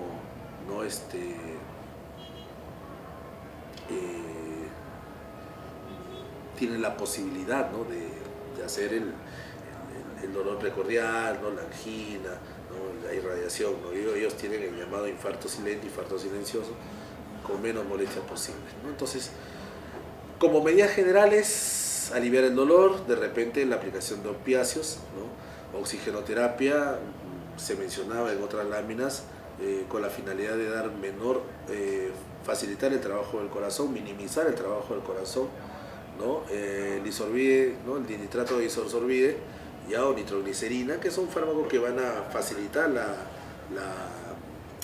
irrigación a nivel de los vasos coronarios.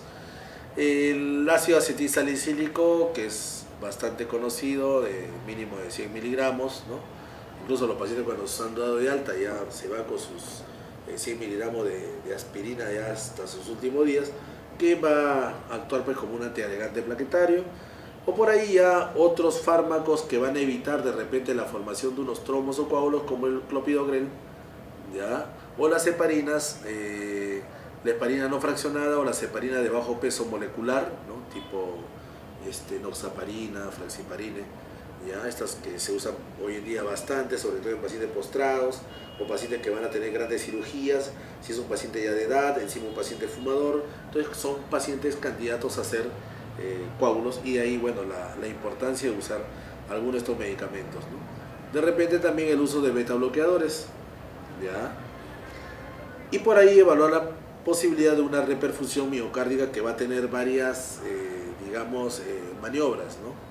Bueno, ya es conocido que la aspirina inhibe la ciclooxigenasa, ¿no?, disminuye la producción del tromboxano A2, ¿ya? Por eso que es harto estudiado de que tiene el beneficio, puede disminuir la mortalidad, ¿no?, incluso la incidencia de un reinfarto, ¿no? O sea, si ya tiene un infarto, generalmente hay que tomar aspirina para evitar que venga un nuevo.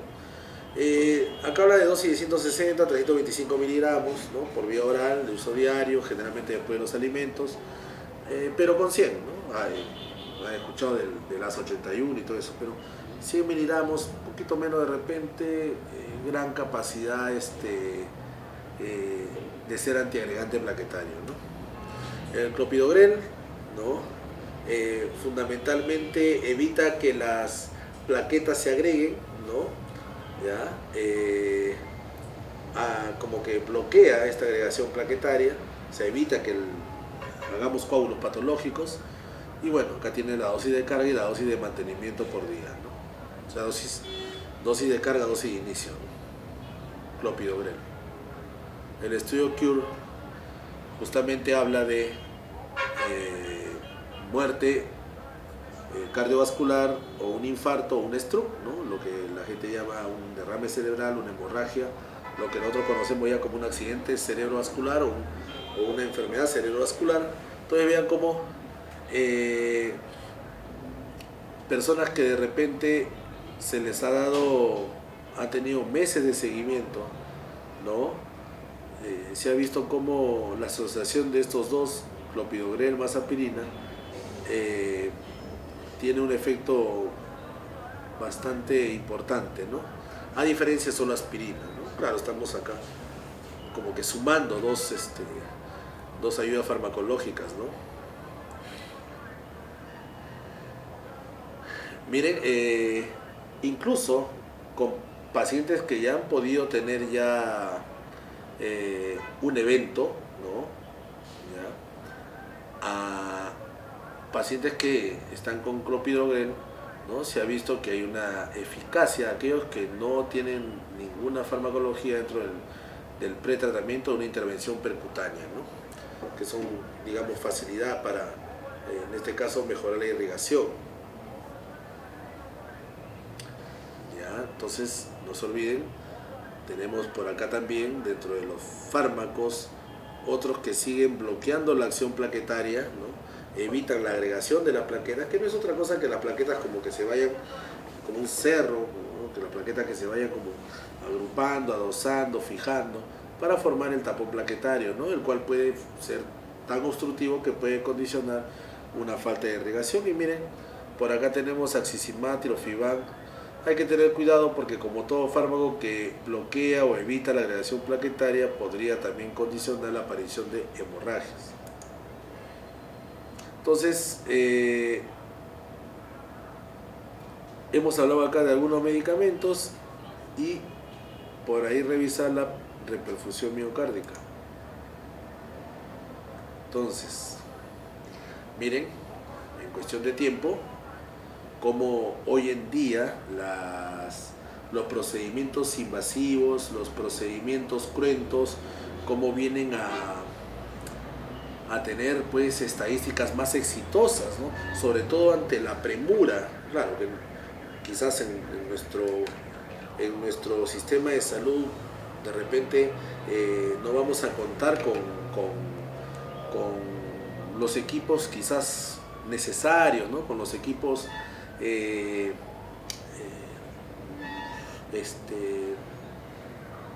en estos casos nos pueden disminuir la incidencia de eventos coronarios, pero miren, un hospital que cuente con estos dispositivos a las 2 horas pueden hacer ya una angioplastía primaria, ¿no?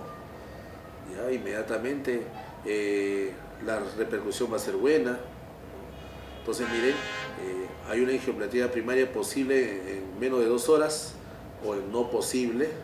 Entonces no queda otra que hacer una fibrinolisis de repente, ¿no? A veces se opta también por una angioplastía de rescate, ¿ya? Pero también comienza a ver su seguimiento realizando una coronariografía, ¿no? Entonces la importancia, como ustedes ven, de sospechar el problema, ¿no? De afrontar el problema.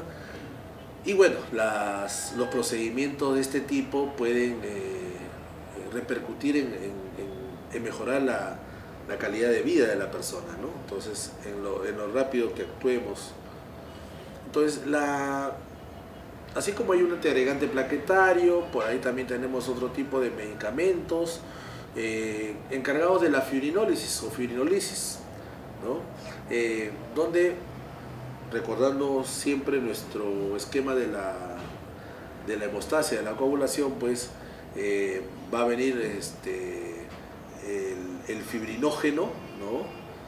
Que se convertirá en fibrina, ¿no? Esta proteína fibrilar, esta fibrina se va a dosar, se va a acumular, va a hacer que el tapón plaquetario sea más firme, pero bueno, ya cumplió su objetivo, ya tapó el problema, pero debe dejar circular la sangre, ¿no? Y para eso tiene que venir una enzima que comience a fraccionar a la plasmina. Viene una enzima que comience a fraccionar a la fibrina, la cual se llama plasmina, ¿no? Y por ahí tenemos algunos fármacos que activan un poco a este plasminógeno que luego se convierte en plasmina, que repito, luego degradan a la fibrina. Tenemos por ejemplo la streptokinasa, acá tienen sus principios, ¿no? El ATP, el activador tisular del plasminógeno o activador tisular plasminogénico, ¿ya? Justamente van a facilitar eso, ¿no? Facilitan la actividad de la plasmina y la fibrina es fraccionada y así todo sigue su cauce, ¿no? ¿Ya? Entonces miren, en una angioplastía primaria es bien reconocido que es el tratamiento de elección, ¿no? En un IMA con segmento ST elevado, tiene menor mortalidad a los 30 días hacia los 30 días de realizado, ¿ya? Bueno, permite conocer mejor la anatomía coronaria del paciente a tratar, permite incluso la aplicación de un implante, de un stent, ¿ya? Hace que el paciente tenga menor posibilidad de una reestenosis, o sea que el paciente con el paso del tiempo vuelva a estenosarse los vasos coronarios, menor riesgo de hemorragias, incluso mejor practicado, sobre todo cuando el paciente ya es un paciente ya adulto mayor, ¿no? hay un menor tiempo de hospitalización, lo cual también es una menor cantidad de dinero en todo sentido. Y algo importante también, que al estar menos tiempo en el ambiente hospitalario, la posibilidad de las infecciones intrahospitalarias también es menor, ¿no? Y bueno, al estar menos tiempo en el hospital, como decía, se reducen gastos, se minimizan gastos, ¿no? Entonces, para que visualicen, ¿no? Acá está la placa de ateroma, esa calcificación crónica, rica en lipoproteínas, que esto como consecuencia del paso del tiempo se va a dar hasta que llega pues a un punto en el cual ya ocluye. Pero se introduce el catéter, ¿ya? Y luego este balón es como una pequeña burbuja o bolsita, es insuflado, ¿no? Y abriendo este espacio, abriendo esto, ¿no? Es una angioplastía por balón, ¿no? Y el catéter ya con el balón inflado para evitar que haga una reestenosis, ¿no? O sea que regrese en un tiempo otra vez con el problema, ¿no? Ustedes ven acá las arterias coronarias. Decíamos también que esta angioplastía podría, aparte que acá estamos viendo la que hace, en la lámina destacábamos la angioplastía que, ¿no? Dilatada mediante el balón. Si no es de este procedimiento, también podemos usar o se puede utilizar el stent, ¿no? Que es como este pequeño tubo de malla que evita que la pared del vaso sanguíneo se cierre. La pared con ese colesterol se cierra y se bloquea y de repente pues sería fatal. Entonces colocar este como un puente a través de esta misma angioplastía, este stent también llamado, va a evitar que otra vez ¿no? digamos se colapse, ¿no? Y acá ustedes ven, miren, la colocación de un stent como permeabiliza la luz de la arteria, ¿no? ¿Ya? Entonces la angioplastía primaria es importante de repente realizarla, pensarla, realizarla en las primeras 2 horas del contacto con el profesional de la salud. Eso se ha visto que la sobrevida es muy alentadora. Se podría realizar hasta las primeras 12 horas de producido el evento. Y bueno, en pacientes con shock cardiogénico, que una de las primeras causas podría ser el infarto, porque tenemos pues diferentes causas de tipo de shock, causas por las cuales desemboca un shock cardiogénico, pero en pacientes con shock cardiogénico es una terapia de primera elección. La forma de acudir, la forma de acceso de repente, radial versus femoral. Radial es de repente la forma más común para atender pacientes ambulatorios. Las complicaciones son menores, la estancia hospitalaria mínima, no requiere ambulancia para su desplazamiento, para su traslado, y por lo tanto al estar menos tiempo también disminuye el costo, ¿no?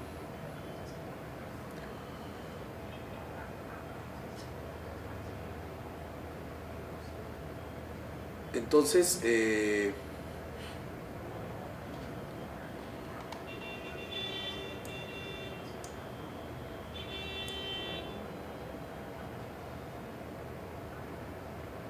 no olvidar que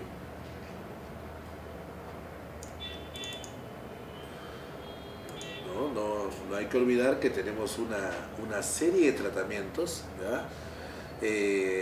Opiáceos, oxigenoterapia, un paciente con una sospecha de un infarto de miocardio. Es bien conocido, hay que dejar bien claro que la rapidez en su sospecha y así como en su actuación va a permitir una mejor sobrevida del paciente, ¿no? Y tenemos una serie de medicamentos, ¿no? Hay que tener cuidado porque hay estudios que, claro, que hablan, pues, por ejemplo, del uso de la aspirina, ¿no? De esta manera, versus la lesión que puede provocar este fármaco, que podría de repente en algunos casos hacer que la persona no haya una buena, ¿no? Adaptación al tratamiento, pero definitivamente si hablamos del mejor antiagregante, la aspirina, el ácido salicílico por excelencia lo es. Y bueno, por ahí tenemos algunas otras moléculas, ¿no? que ayudan, ¿no? Ayudan a evitar la aparición de estas lesiones, ¿no? De esta pérdida de la circulación a nivel de las arterias coronarias. No olvidar del paciente diabético, ¿no? El paciente diabético donde va a tener poca posibilidad de manifestar, ¿no? De hacer el cuadro clínico clásico. Y algo que también en algunos momentos se ha visto es que algunos pacientes pueden no tener el dolor clásico, el dolor cuando viene, ¿no? Me duele el pecho, creo que es un infarto y por ahí se agarran el brazo izquierdo. Claro, todo como que de repente la semiología nos ayuda, pero ojo que también lo que podemos observar en algunos casos es un malestar digestivo, ¿no? Hay que sospechar también un malestar digestivo. A veces la persona, bueno, generalmente acaba de acudir a una comida copiosa, una comida abundante, ¿no? Ahora que están por ahí de moda los buffets, donde la persona come libremente, pero dice, no, probablemente es algo que he comido, seguro me he excedido, he comido carne, las carnes son pesadas, no le hace caso, ¿no? Se va a descansar y, bueno, en muchos casos se está instalando un infarto, ¿no? Porque, bueno, todo está asociado quizás a un trastorno por haber de repente ingerido algo, ¿no? Y a veces se van a acostar y cuando ha pasado lamentablemente, cuando la familia el día siguiente lo ha querido despertar, lo ha visto, bueno, ya la persona prácticamente ha fallecido, ¿no? Entonces, lo importante es, si bien tenemos un arsenal terapéutico, incluso con procedimientos invasivos, o hoy en día mínimamente invasivos, pero la importancia, digamos, radica en su rápido diagnóstico para inmediatamente abordarlo como tal y la sobrevida del paciente mejore, ¿no?